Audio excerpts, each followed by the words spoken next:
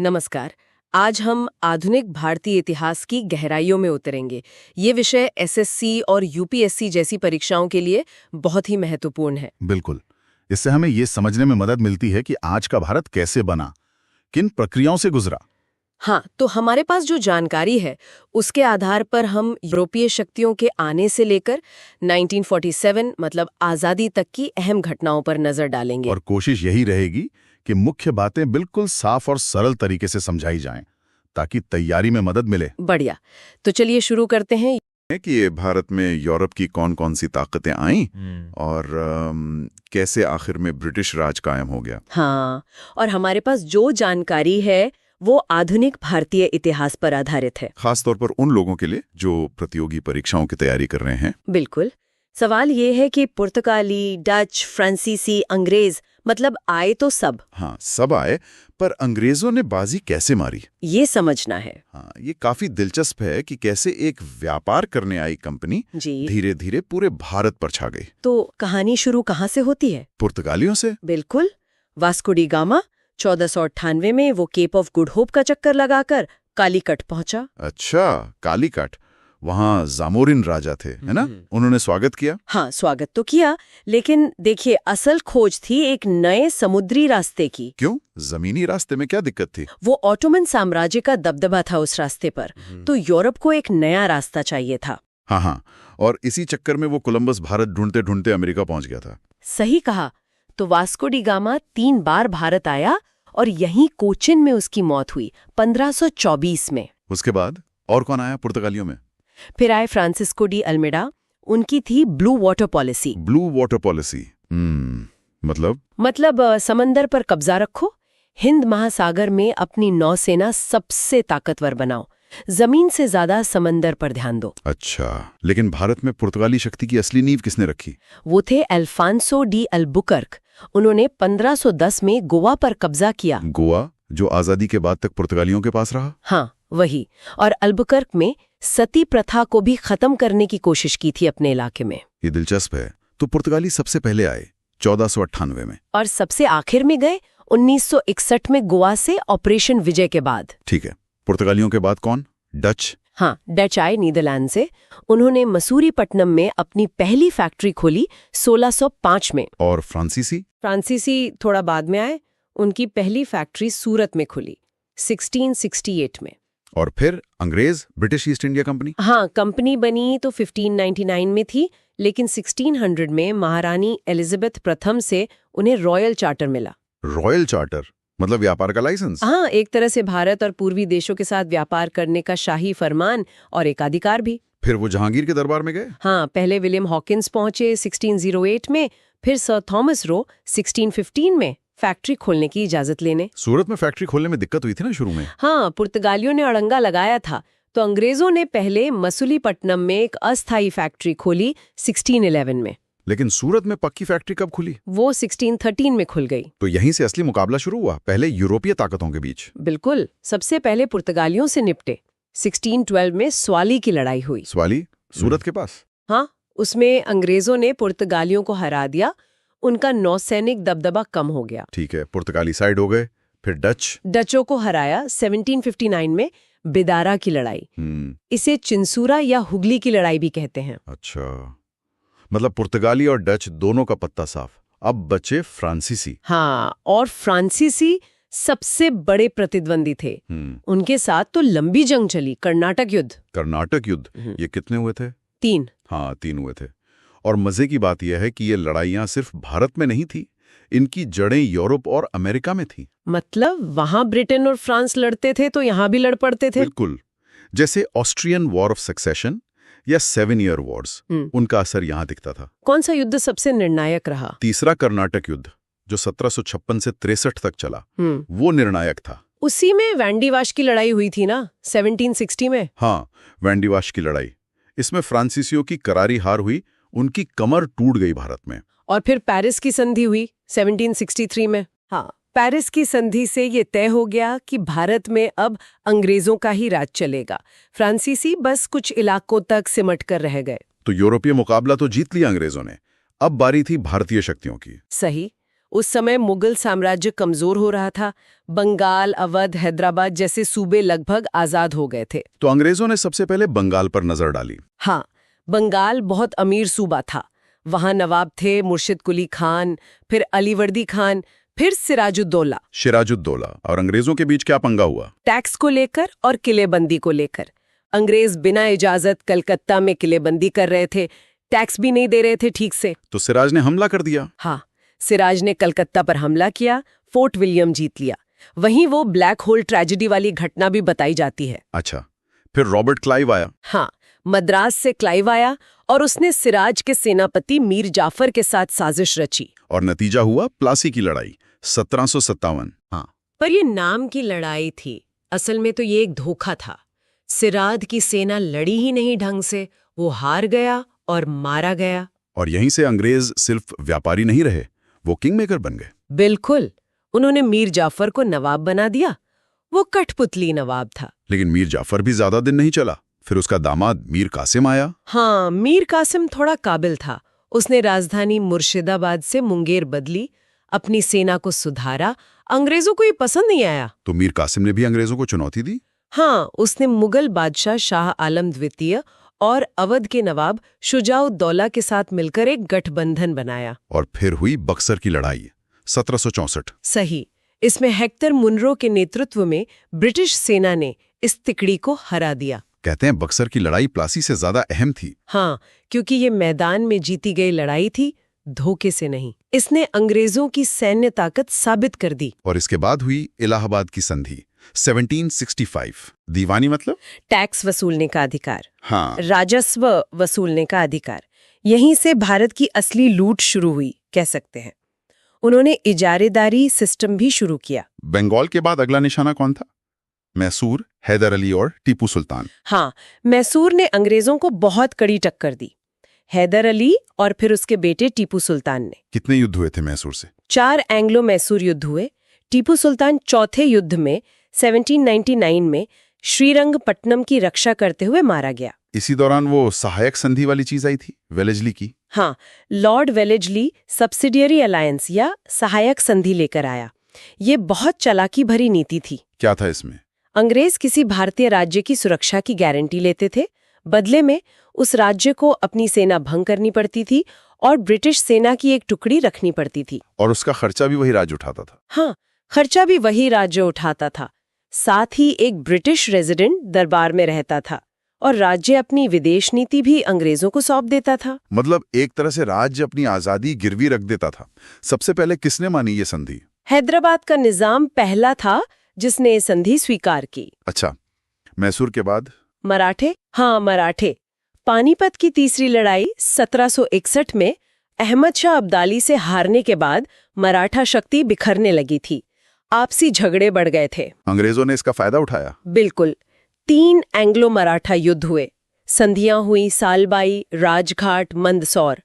धीरे धीरे मराठा सरदारों को अलग अलग करके हराया और उनकी शक्ति खत्म कर दी। पेशवा का क्या हुआ? आखिरी पेशवा बाजीराव द्वितीय को पेंशन देकर कानपुर के पास बिठूर भेज दिया गया। तो मराठे भी गए।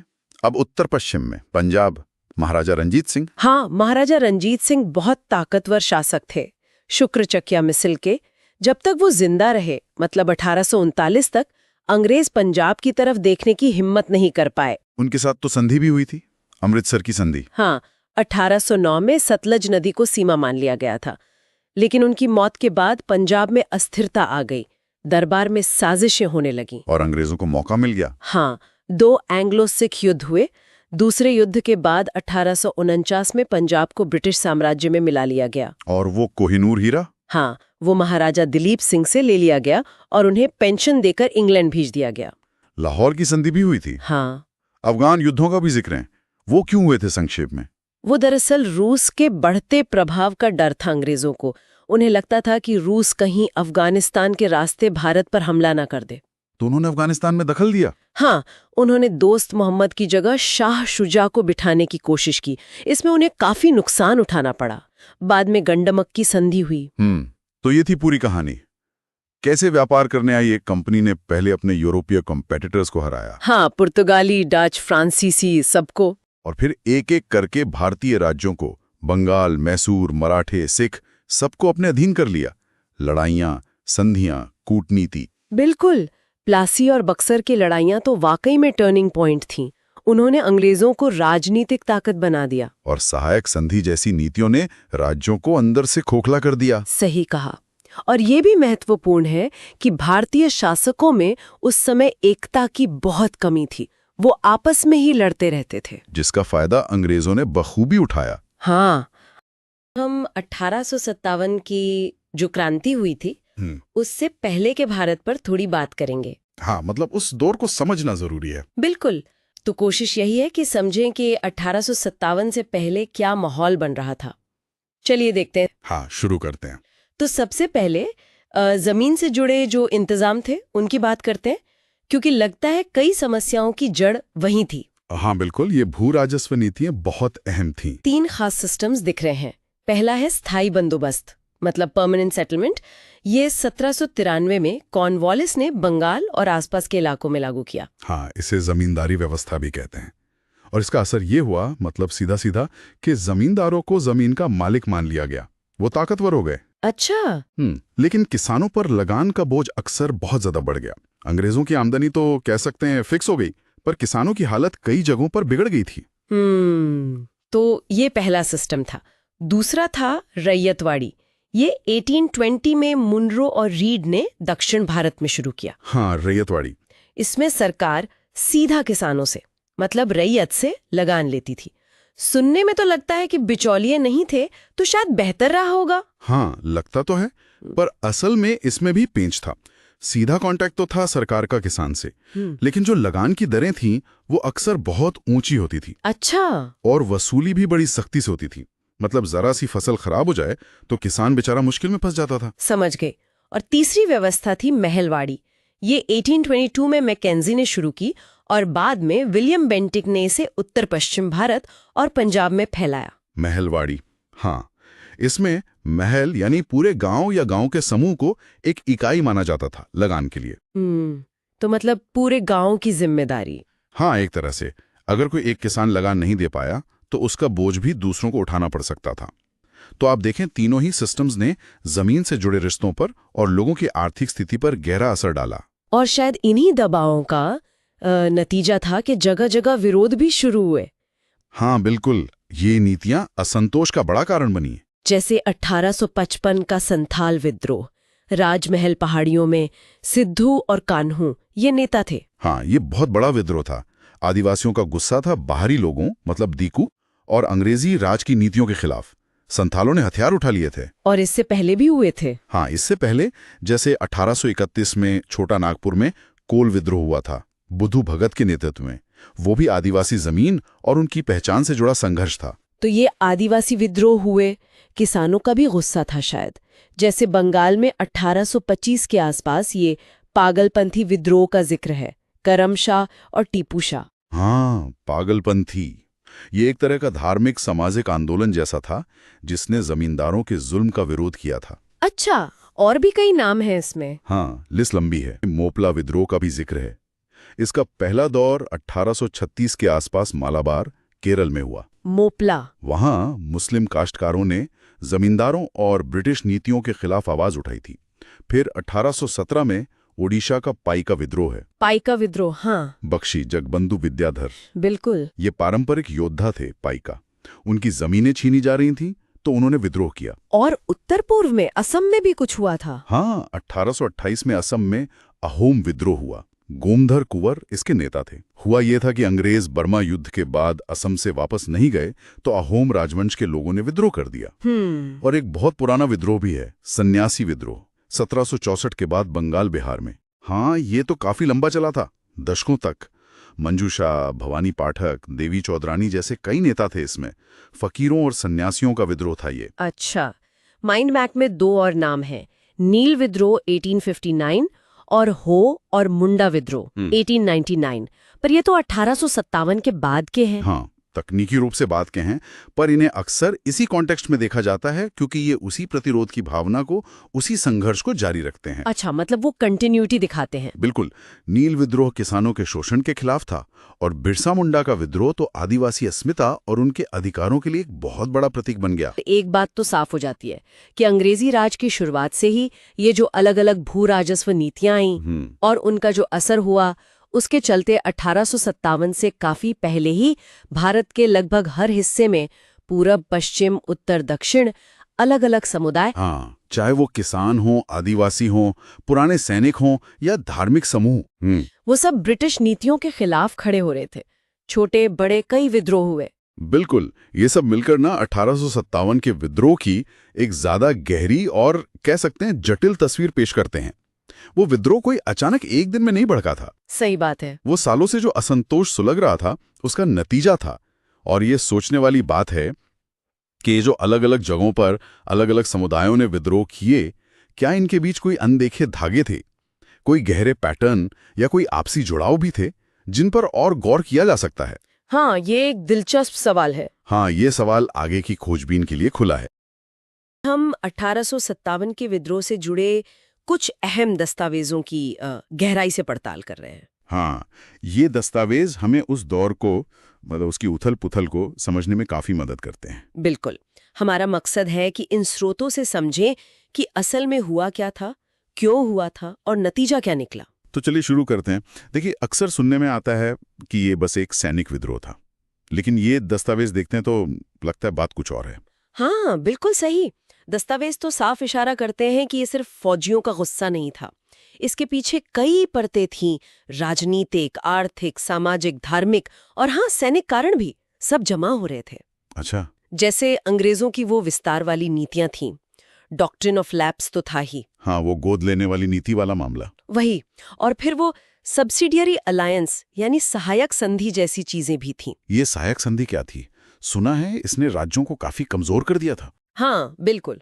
बेसिकली इसके तहत राज्यों को अपनी फौज खत्म करनी होती थी, अपने ही खर्चे पर ब्रिटिश सेना रखनी पड़ती थी और विदेश नीति भी अंग्रेजों के हाथ में चली जाती थी।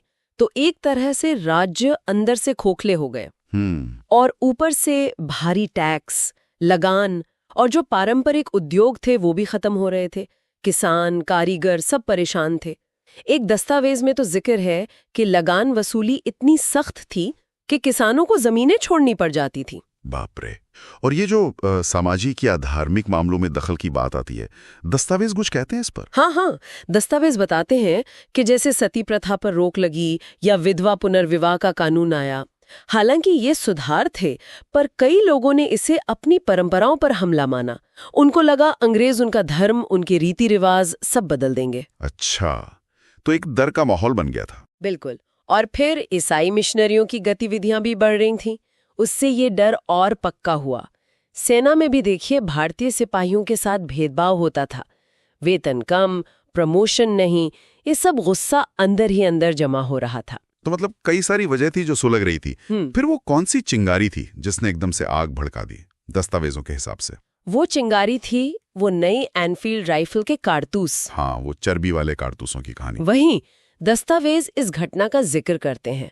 अफवाह फैली या शायद सच भी था कि इन कारतूसों को राइफल में डालने से पहले दांत से काटना पड़ता है और उन पर गाय और सूअर की चर्बी लगी है। अब ये हिंदू और मुसलमान दोनों सिपाहियों के लिए धर्म भ्रष्ट होने वाली बात थी। हाँ, ये तो बहुत गंभीर बात होगी उनके लिए। बिल्कुल।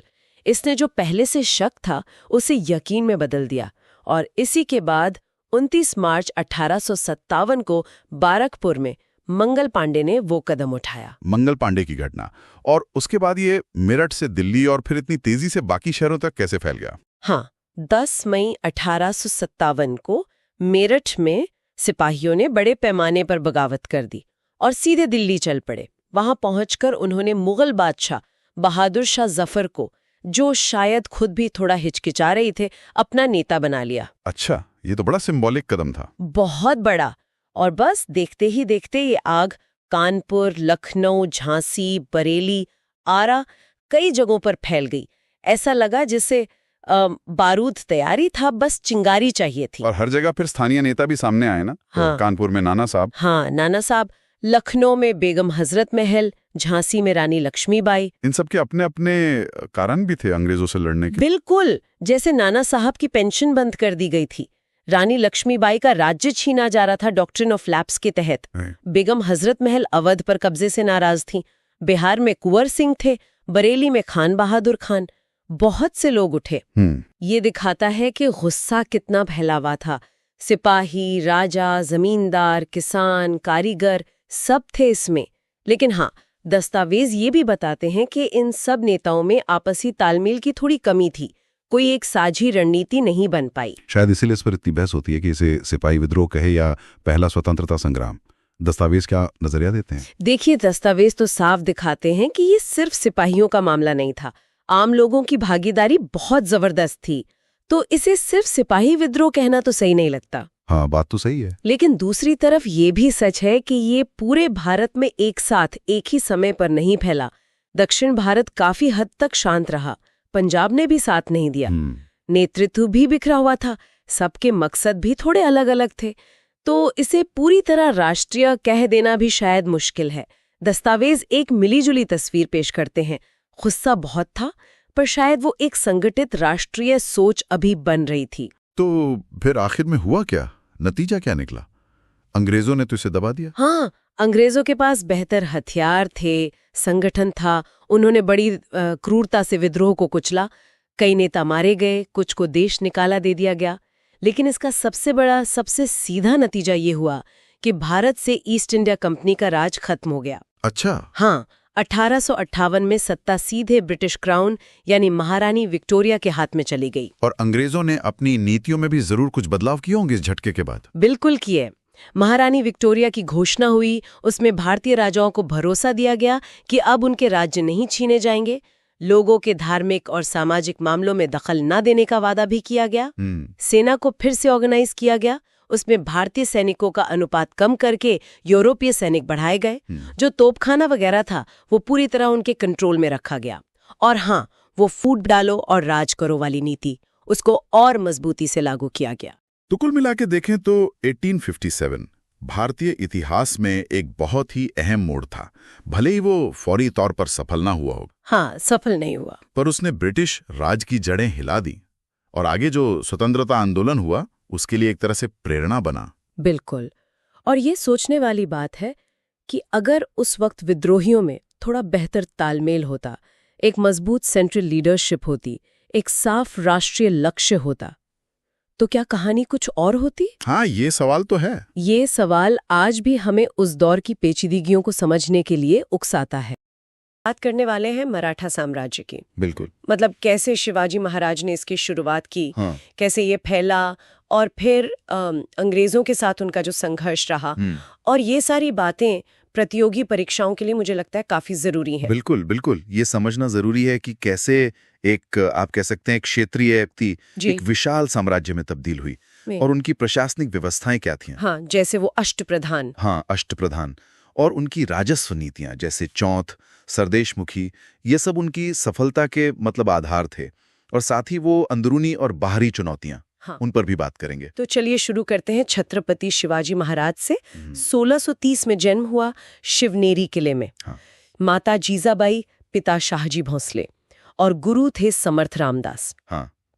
उन्होंने जैसे शाइस्ता खान को हराया और फिर 1674 में रायगढ़ में उनका राज्याभिषेक हुआ, छत्रपति की उपाधि ली। ये मराठा इतिहास का एक बहुत बड़ा, एक अहम मोड़ था। बिल्कुल। और उनका प्रशासन का तरीका देखिए, अष्टप्रधान, 8 मंत्रियों की परिषद। हाँ, 8 मंत्री जो अलग अलग विभाग देखते थे। ये उस जमाने के हिसाब से काफी व्यवस्थित था। और राजस्व के लिए, जैसा आपने कहा, चौथ, मतलब जो प्रभाव वाले इलाके थे वहां से उपज का 25%। और सरदेशमुखी भी था। हाँ, सरदेशमुखी, आय पर अतिरिक्त 10%। ये सिर्फ पैसा इकट्ठा करना नहीं था, ये मराठा प्रभाव का एक प्रतीक भी था उन इलाकों में। अच्छा, फिर 1680 में शिवाजी महाराज के बाद उनके बड़े बेटे संभाजी महाराज 1680 से 1689 तक उन्होंने एक काम ये किया कि मुगलों के जो बागी शहजादे थे, अकबर द्वितीय, उनको शरण दी थी। हाँ, इससे औरंगजेब से सीधे दुश्मनी हो गई। बिल्कुल। टकराव और बढ़ गया। फिर संभाजी महाराज के बाद उनके छोटे भाई राजाराम, उन्होंने कमान संभाली। 1689 से 1700 तक। उनको तो लगातार मुगलों से लड़ना पड़ा शायद। हाँ, बहुत संघर्ष किया। राजधानी भी सतारा ले जानी पड़ी और उन्होंने प्रशासन में एक नया पद जोड़ा था, प्रतिनिधि। तो अष्टप्रधान के 8 से 9 मंत्री हो गए। अच्छा, 9 हो गए। फिर राजाराम के बाद? उनकी पत्नी ताराबाई, उन्होंने मोर्चा संभाला 1700 से 1707 तक। अपने बेटे शिवाजी द्वितीय की तरफ से उन्होंने शासन किया और मुगलों को कड़ी टक्कर दी। वो दौर काफी उथल-पुथल वाला था। लेकिन तभी कहानी में एक नया मोड़ आता है। 1707 में औरंगजेब की मृत्यु होती है। हाँ।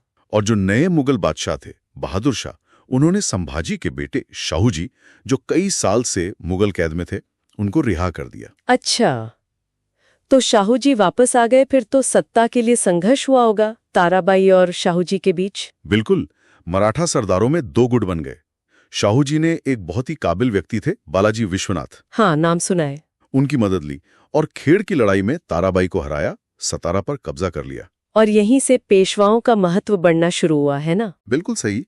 शाहू जी ने 1713 में बालाजी विश्वनाथ को अपना पेशवा यानी प्रधानमंत्री बनाया और बालाजी इतने सक्षम थे, इतने वफादार कि उनके बाद ये पद वंशानुगत हो गया, उनके परिवार में ही चलने लगा। मतलब पेशवा का पद हेरिडिटरी हो गया। हाँ, और उन्होंने 1719 में दिल्ली में जो सैयद बंधु थे, किंग मेकर्स, उनसे एक बहुत अहम संधि की।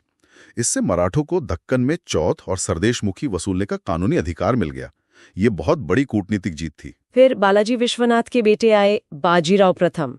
1720 से 1740 नाना साहिब भी कहते हैं उन्हें। वो तो कमाल के सेनापति थे। अरे बिल्कुल। बाजीराव प्रथम एक महान योद्धा और रणनीतिकार। उन्होंने मराठा साम्राज्य का बहुत विस्तार किया, उत्तर भारत तक, निजामुल मुल्क को कई बार हराया और 1737 में तो वो दिल्ली तक पहुंच गए थे। दिल्ली पर छापा मारा था। हाँ, उनके समय मराठा ताकत बहुत बहुत ज्यादा बढ़ गई थी। फिर उनके बेटे बालाजी बाजीराव 1740 से 1761, इनके समय में तो साम्राज्य चरम पर था। हाँ, चरम पर। ऐसा लगने लगा था कि शायद मुगलों के बाद अब मराठी ही हिंदुस्तान के शासक होंगे। लेकिन 1761 में पानीपत की तीसरी लड़ाई। ओहो, पानीपत, अहमद शाह अब्दाली। हाँ, अब्दाली के हाथों जो हार हुई वो एक बहुत बड़ा झटका था, बहुत बड़ा। कई बड़े मराठा सरदार मारे गए और मराठों का जो विजय रथ था वो एक तरह से थम गया। अच्छा, इसी समय के आसपास वो अलग अलग मराठा सरदार भी तो काफी ताकतवर हो गए थे। जैसे पुणे के पेशवा तो थे ही, बड़ौदा के गायकवाड़, नागपुर के भोंसले। हाँ, इंदौर के होलकर, ग्वालियर के सिंधिया, इन्हें मराठा संघ या मराठा कन्फेडरेसी कहते हैं। पानीपत के बाद ये ज्यादा स्वतंत्र रूप से काम करने लगे थे। मतलब एकजुटता थोड़ी कम हो गई। हाँ, एकजुटता थी पर आपसी खींचतान भी बढ़ने लगी थी। और इसी बीच एक नई ताकत उभर रही थी, अंग्रेज ईस्ट इंडिया कंपनी। और यहीं से शुरू हुए आंग्ल मराठा युद्ध। पहला युद्ध कब हुआ? पहला युद्ध 1775 से 1782 तक। ये सालबाई की संधि के साथ खत्म हुआ। इसमें कोई निर्णायक जीत हार नहीं हुई, पर अंग्रेजों को समझ आ गया कि मराठे एक बड़ी शक्ति हैं। लेकिन दूसरा युद्ध, वो शायद मराठों के लिए ठीक नहीं रहा। 1803 से 1805। बिल्कुल नहीं। बेसिन की संधि हुई और कई मराठा शासकों को सहायक संधि माननी पड़ी, सब्सिडियरी अलायंस जिसे कहते हैं। हाँ, सब्सिडियरी अलायंस। इसका मतलब क्या था असल में? मतलब ये कि उन्हें अपनी राजधानी में अंग्रेजी सेना रखनी होगी, उसका खर्चा भी खुद उठाना होगा और अंग्रेजों की इजाजत के बिना किसी और राज्य से कोई समझौता या युद्ध नहीं कर सकते। एक तरह से उनकी आजादी खत्म ही हो गई। हाँ, लगभग खत्म हो गई। और फिर तीसरा युद्ध 1817-18, वो आखिरी था। इसमें पेशवा बाजीराव द्वितीय की हार हुई। पेशवा का पद ही समाप्त कर दिया गया और मराठा साम्राज्य पूरी तरह से ब्रिटिश नियंत्रण में आ गया। तो मतलब अंग्रेजों ने ही खत्म किया मराठा साम्राज्य को। देखिए, अंग्रेज एक बड़ा कारण थे, लेकिन सिर्फ वही नहीं। पानीपत के बाद जो मराठा सरदारों में आपसी फूट पड़ी, सत्ता के लिए जो झगड़े हुए, हाँ, वो अंदरूनी कलह, उसने उन्हें अंदर से बहुत कमजोर कर दिया था। तो अंग्रेजों की जीत में इस अंदरूनी फूट का भी बहुत बड़ा हाथ था। तो ये थी मराठा साम्राज्य की कहानी, शिवाजी महाराज के उदय से लेकर पेशवाओं के विस्तार और फिर आपसी मतभेद और अंग्रेजों के हाथों पतन तक। अष्टप्रधान, चौथ, सरदेशमुखी, पेशवा, सहायक संधि, मराठा संघ, ये सब नाम और कॉन्सेप्ट्स परीक्षाओं के लिए बहुत जरूरी हैं। बिल्कुल। और ये सोचने वाली बात भी है कि क्या पतन का कारण सिर्फ बाहरी शक्तियां थीं या उनकी अपनी अंदरूनी कमजोरियां, उनकी आपसी फूट, ये भी उतनी ही जिम्मेदार थी। इस पर जरूर सोचना चाहिए। बात करने वाले हैं 19वीं सदी के भारत की। एक ऐसा समय जब समाज और धर्म में ना बहुत उथल-पुथल थे। बिल्कुल। एक तरफ ब्रिटिश राज था, पश्चिमी शिक्षा आ रही थी, हाँ। और दूसरी तरफ हमारी अपनी पुरानी परंपराएं। तो जाहिर है एक टकराव तो होना ही था। और इसी टकराव से निकले वो सामाजिक धार्मिक सुधार आंदोलन है ना। जी। कई भारतीय सोचने लगे थे कि भाई हमारे रीति रिवाजों में क्या सही है क्या गलत, और इन्हीं आंदोलनों ने एक तरह से आधुनिक भारत की नींव रखी। तो आज हम इन्हीं पर थोड़ी गहराई से बात करेंगे, समझने की कोशिश करेंगे कि ये आंदोलन क्या थे, कौन लोग थे इनके पीछे। बिल्कुल, और उनके विचार क्या थे। तो शुरुआत कहाँ से करें? राजा राममोहन रॉय, उन्हें भारतीय पुनर्जागरण का पिता भी कहते हैं। हाँ बिल्कुल सही। 1828 में ब्रह्म समाज, हालांकि उससे पहले 1814 में वो आत्मीय सभा भी बना चुके थे। अच्छा, आत्मीय सभा। तो ये ब्रह्म समाज, इसमें क्या खास था? देखिए, ब्रह्म समाज मूल रूप से एक सुधारवादी आंदोलन था। उनका जोर था एकेश्वरवाद पर, मतलब एक ही ईश्वर है। मूर्ति पूजा का विरोध। हाँ, मूर्ति पूजा का विरोध। सती प्रथा का जबरदस्त विरोध किया उन्होंने, बाल विवाह के खिलाफ थे। और विधवा पुनर्विवाह के पक्ष में। जी, और विधवा पुनर्विवाह का समर्थन। ये उस जमाने के हिसाब से बहुत बहुत बड़ी बातें थीं। बहुविवाह का भी विरोध किया। और शिक्षा पर भी जोर था शायद। हाँ, आधुनिक शिक्षा के बड़े हिमायती थे। उन्होंने खुद वेदों और उपनिषदों का बंगाली में अनुवाद किया ताकि आम लोग पढ़ सकें। और वो अखबार भी तो शुरू किए थे, संवाद, कौमुदी, मिरातुल अखबार। बिल्कुल, अपने विचारों को फैलाने के लिए। बाद में देवेंद्रनाथ टैगोर, जो पहले तत्वबोधिनी सभा चला रहे थे, वो जोड़े। फिर केशव चंद्र सेन आए। लेकिन शायद उनमें कुछ मतभेद हो गए थे। हाँ, विचारों को लेकर मतभेद हुए, और 1866 में ब्रह्म समाज बढ़ गया। आदि ब्रह्म समाज, जो टैगोर के साथ था, और भारतीय ब्रह्म समाज सेन के नेतृत्व में। अच्छा, तो ये दिखाता है कि सुधार का रास्ता भी आसान नहीं था। बिल्कुल नहीं। अब महाराष्ट्र की तरफ चलें, वहां भी कुछ ऐसी कोशिशें हो रही थीं। प्रार्थना समाज। जी हाँ, पहले दादोबा पांडुरंग ने 1849 में परमहंस मंडली बनाई, और फिर 1867 में आत्माराम पांडुरंग ने प्रार्थना समाज की स्थापना की। और इनसे भी जुड़े थे बड़े लोग। हाँ, बाद में एमजी रानडे जैसे दिग्गज नेता प्रार्थना समाज से जुड़े। इनकी विचार भी आप देखें तो काफी कुछ ब्रह्म समाज से मिलते जुलते थे। समाज सुधार, एकेश्वरवाद। लेकिन क्या सभी लोग इन बदलावों से खुश थे? कोई विरोध करने वाला भी तो होगा। अरे बिल्कुल, ऐसा कैसे हो सकता है कि सब सहमत हो?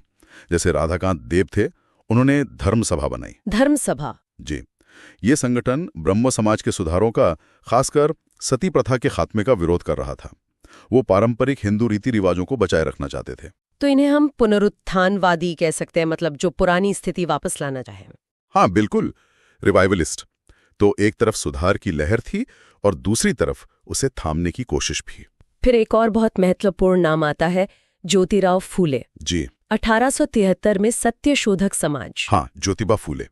ये बहुत अहम है क्योंकि उनका ध्यान पूरी तरह से सामाजिक न्याय पर था। वो शायद माली समुदाय से थे। जी, माली समुदाय से थे, और उन्होंने ब्राह्मणवादी वर्चस्व और ये जो जाति व्यवस्था थी उस पर सीधा हमला बोला। उनका मकसद था जो दबे कुचले वर्ग हैं उन्हें जगाना, उन्हें अधिकार दिलाना। गुलामगिरी और सार्वजनिक सत्य धर्म जैसी किताबें लिखी उन्होंने। बहुत महत्वपूर्ण किताबें हैं ये। और उनकी पत्नी सावित्रीबाई फूले, उनका काम तो अविश्वसनीय है। हाँ, लड़कियों की शिक्षा के लिए वो भारत की पहली महिला शिक्षकों में से एक मानी जाती हैं, है ना? बिल्कुल। दोनों ने मिलकर पुणे में लड़कियों के लिए स्कूल खोला। सोचिए, उस जमाने में ये कितना क्रांतिकारी कदम रहा होगा। सही कहा। तो ये सुधार सिर्फ धर्म तक सीमित नहीं था, समाज के हर पहलू को छू रहा था। हाँ, सामाजिक, लैंगिक, हर तरह का सुधार। फिर आते हैं स्वामी दयानंद सरस्वती, वेदों की ओर लौटो का नारा। जी, 1875 में बंबई में आर्य समाज की स्थापना की। उनका मूल नाम मूलशंकर था। इनका नजरिया ब्रह्म समाज से कैसे अलग था? ये भी तो मूर्ति पूजा के खिलाफ थे। हाँ, मूर्ति पूजा, जातिवाद, बाल विवाह, इन सब के खिलाफ थे, लेकिन उनका जो आधार था वो सिर्फ वेद थे। वो मानते थे कि वेद ही सर्वोच्च हैं, संपूर्ण ज्ञान है। अच्छा, सत्यार्थ प्रकाश उन्होंने ही लिखी थी। जी, सत्यार्थ प्रकाश उनका प्रमुख ग्रंथ है। और एक और चीज, शुद्धि आंदोलन। शुद्धि आंदोलन, वो क्या था? इसके जरिए वो उन हिंदुओं को वापस हिंदू धर्म में लाना चाहते थे जिन्होंने कोई और धर्म अपना लिया था। बाद में आर्य समाज का मुख्यालय बॉम्बे से लाहौर चला गया था। और फिर स्वामी विवेकानंद अपने गुरु रामकृष्ण परमहंस के नाम पर रामकृष्ण मिशन शुरू किया 1897 में। हाँ, और उससे पहले 1893 में शिकागो में विश्व धर्म संसद में उनका भाषण। वो तो इतिहास बन गया। बिल्कुल, पूरी दुनिया में भारत की और वेदांत दर्शन की पहचान बनी। विवेकानंद का जोर वेदांत और मानव सेवा पर था, नर सेवा, नारायण सेवा। लेकिन वो मूर्ति पूजा को लेकर शायद राम मोहन रॉय जितने सख्त नहीं थे। हाँ, ये दिलचस्प है। विवेकानंद मानते थे कि ध्यान और एकाग्रता के शुरुआती स्तर पर मूर्ति पूजा मददगार हो सकती है। उनकी किताबें कर्मयोग, राजयोग, ज्ञानयोग आज भी बहुत प्रासंगिक हैं। अब मुस्लिम समुदाय की बात करें तो सर सैयद अहमद खान का नाम आता है, अलीगढ़ आंदोलन। जी, सर सैयद अहमद खान, उनका मानना था कि भाई अगर मुस्लिम समुदाय को तरक्की करनी है तो अंग्रेजी और पश्चिमी शिक्षा अपनानी होगी। मतलब आधुनिक शिक्षा पर जोर। बिल्कुल। और इसी सोच के साथ उन्होंने 1875 में मोहम्मडन एंग्लो ओरिएंटल कॉलेज की स्थापना की। ब्रिटिश सरकार का भी इसमें सहयोग था। और यही कॉलेज बाद में अलीगढ़ मुस्लिम यूनिवर्सिटी बना। जी, 1920 में। उनका मकसद था कि मुस्लिम नौजवान आधुनिक दुनिया के साथ कदम से कदम मिलाकर चल सके। तो ये तो बड़े बड़े नाम और आंदोलन हो गए। इनके अलावा भी तो और कोशिशें चल रही होंगी, छोटे स्तर पर ही सही। हाँ, बहुत सी। जैसे थियोसॉफिकल सोसाइटी थी, मैडम ब्लवाट्स्की और कर्नल ओलकॉट ने शुरू की। बाद में एनी बेसेंट ने भारत में से बहुत लोकप्रिय बनाया। अच्छा। फिर गोपाल कृष्ण गोखले की सर्वेंट्स ऑफ इंडिया सोसाइटी, जो सामाजिक सेवा पर केंद्रित थी। हेनरी डेरेजियो का यंग बंगाल मूवमेंट था, जो काफी रेडिकल विचारों वाला था। महिलाओं के लिए भी कुछ खास हुआ? हाँ, विष्णु शास्त्री पंडित ने विधवा पुनर्विवाह एसोसिएशन बनाया। बहराम जी मालाबारी ने सेवा सदन की स्थापना की, जो शोषित महिलाओं के लिए काम करता था। तो ऐसी कई धाराएं थी। यानी ये पूरी सदी एक तरह के मंथन का दौर थे। बिल्कुल सही कहा आपने। सुधार भी था, पुरानी चीजों को बचाने की कोशिश भी थी, सामाजिक बराबरी की लड़ाई थी, शिक्षा का प्रसार था, राष्ट्रवाद की भावना भी पनप रही थी शायद। हाँ, वो भी। ये सब चीजें आपस में मिल रही थीं, कभी टकरा रही थीं, और इसी सब से एक नए भारत की सोच उभर रही थी। हर किसी का तरीका अलग था, जोर अलग था, पर कहीं ना कहीं मकसद समाज को बेहतर बनाना था। कमाल है। ये आंदोलन भले ही 19वीं सदी के हैं, पर इनकी बातें, इनके मुद्दे आज भी कितने प्रासंगिक लगते हैं, है ना? बिल्कुल। परंपरा और आधुनिकता की बहस, बराबरी का सवाल, पहचान की राजनीति, ये सब आज भी हमारे समाज का हिस्सा हैं। तो सोचने वाली बात यह है कि आज के भारत में इन 150 साल पुराने विचारों की गूंज हमें कहाँ और कैसे सुनाई देती है, इस पर सोचना वाकई दिलचस्प होगा।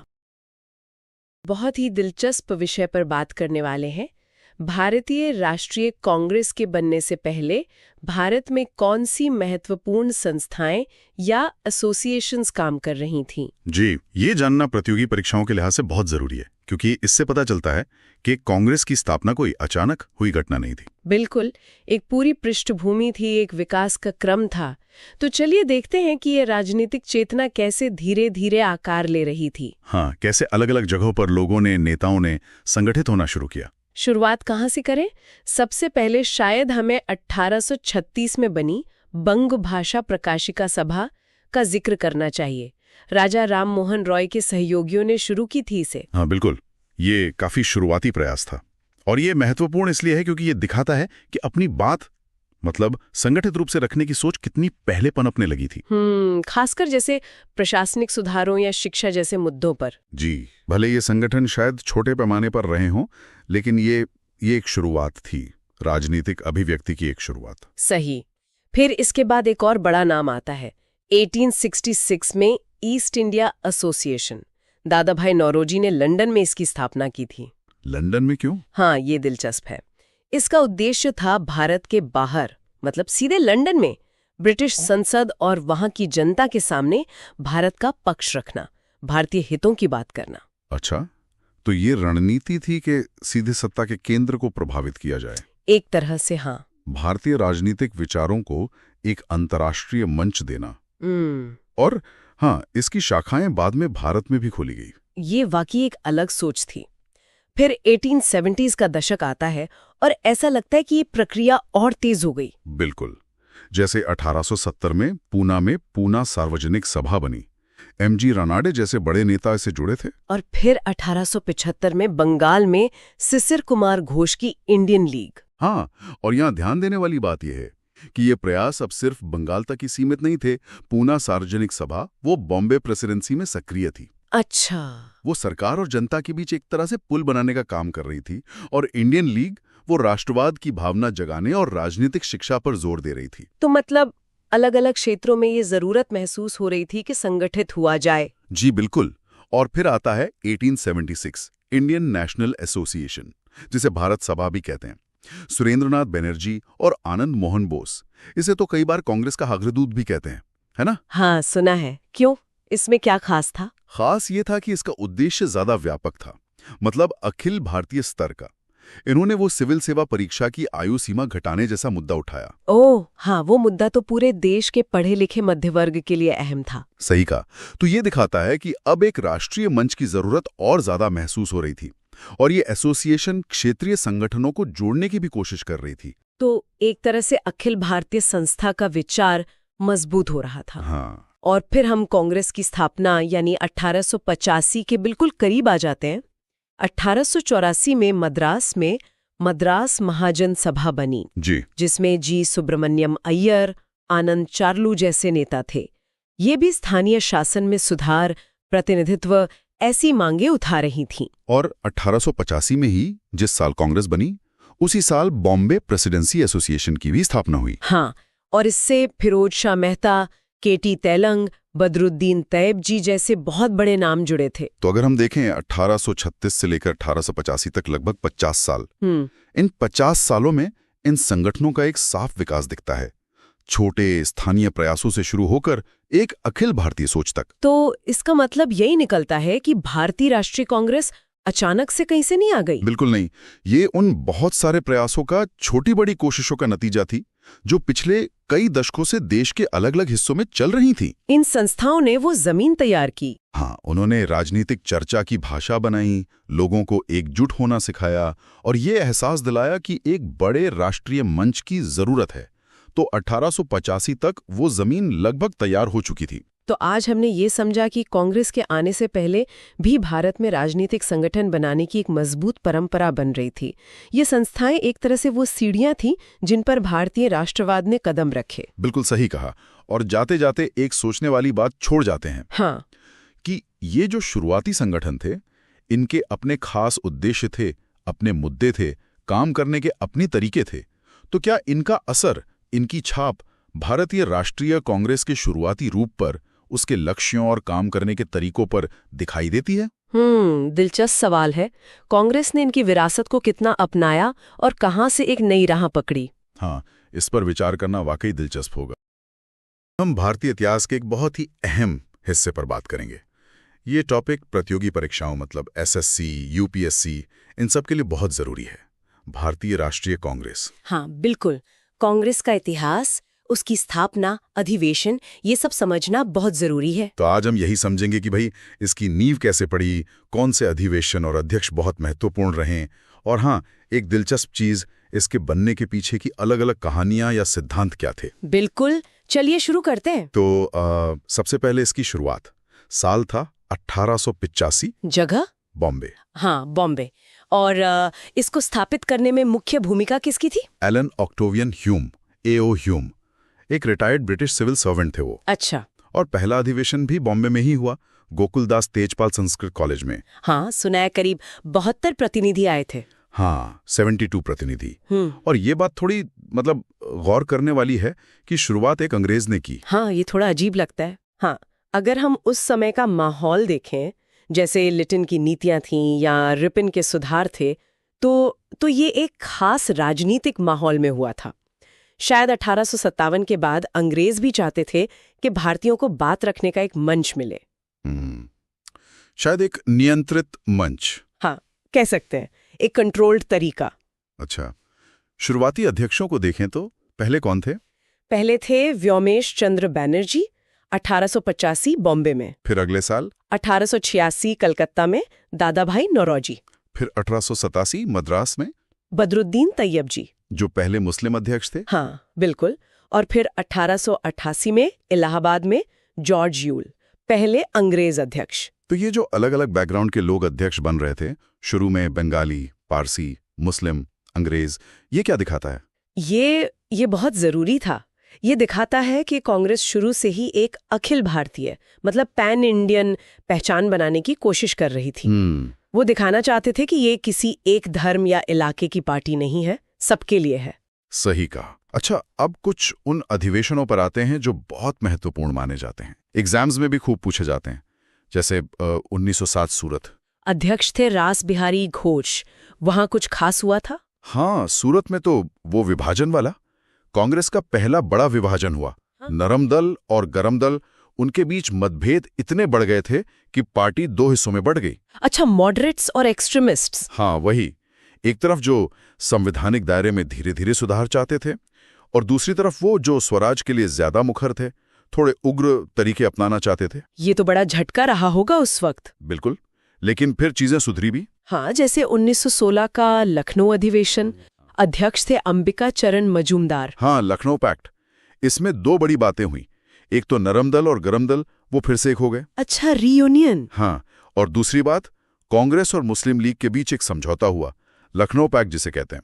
दोनों ने मिलकर संवैधानिक सुधारों की मांग रखी, ये भी काफी अहम था। फिर एक अधिवेशन है 1924 का, बेलगाम। इसका क्या सिग्निफिकेंस है? बेलगाम का सिग्निफिकेंस एक ही है, लेकिन बहुत बड़ा है। महात्मा गांधी सिर्फ एक बार, पूरी जिंदगी में सिर्फ एक बार कांग्रेस अध्यक्ष बने, और वो इसी अधिवेशन में थे। अच्छा, सिर्फ एक बार, 1924 बेलगाम। हाँ। असहयोग आंदोलन के बाद का समय था, तो उनका अध्यक्ष बनना काफी मायने रखता था। और फिर 1929 लाहौर, जवाहरलाल नेहरू अध्यक्ष। ये तो बहुत ही ऐतिहासिक माना जाता है ना? बिल्कुल, लाहौर अधिवेशन एक मील का पत्थर है, क्योंकि यहीं पहली बार पूर्ण स्वराज का प्रस्ताव पास हुआ। मतलब अब पूरी आजादी चाहिए थी, डोमिनियन स्टेटस नहीं। अच्छा, कंप्लीट इंडिपेंडेंस। हाँ, और यहीं ये भी तय हुआ कि 26 जनवरी को हर साल स्वतंत्रता दिवस मनाया जाएगा। इसने पूरे आंदोलन को एक नई दिशा दी, एक नया जोश भर दिया। सही बात है। सुभाष चंद्र बोस का जिक्र भी जरूरी है, वो भी अध्यक्ष रहे। हाँ, वो तो लगातार 2 बार चुने गए, 1938 हरिपुरा और फिर 1939 त्रिपुरी। हालांकि त्रिपुरी में कुछ मतभेद हो गए थे, खासकर गांधी जी से। हाँ, त्रिपुरी संकट कहते हैं उसे, उन्हें इस्तीफा देना पड़ा था। बिल्कुल। और फिर आजादी के ठीक पहले 1946 में मेरठ अधिवेशन हुआ। तब अध्यक्ष थे आचार्य JB कृपलानी।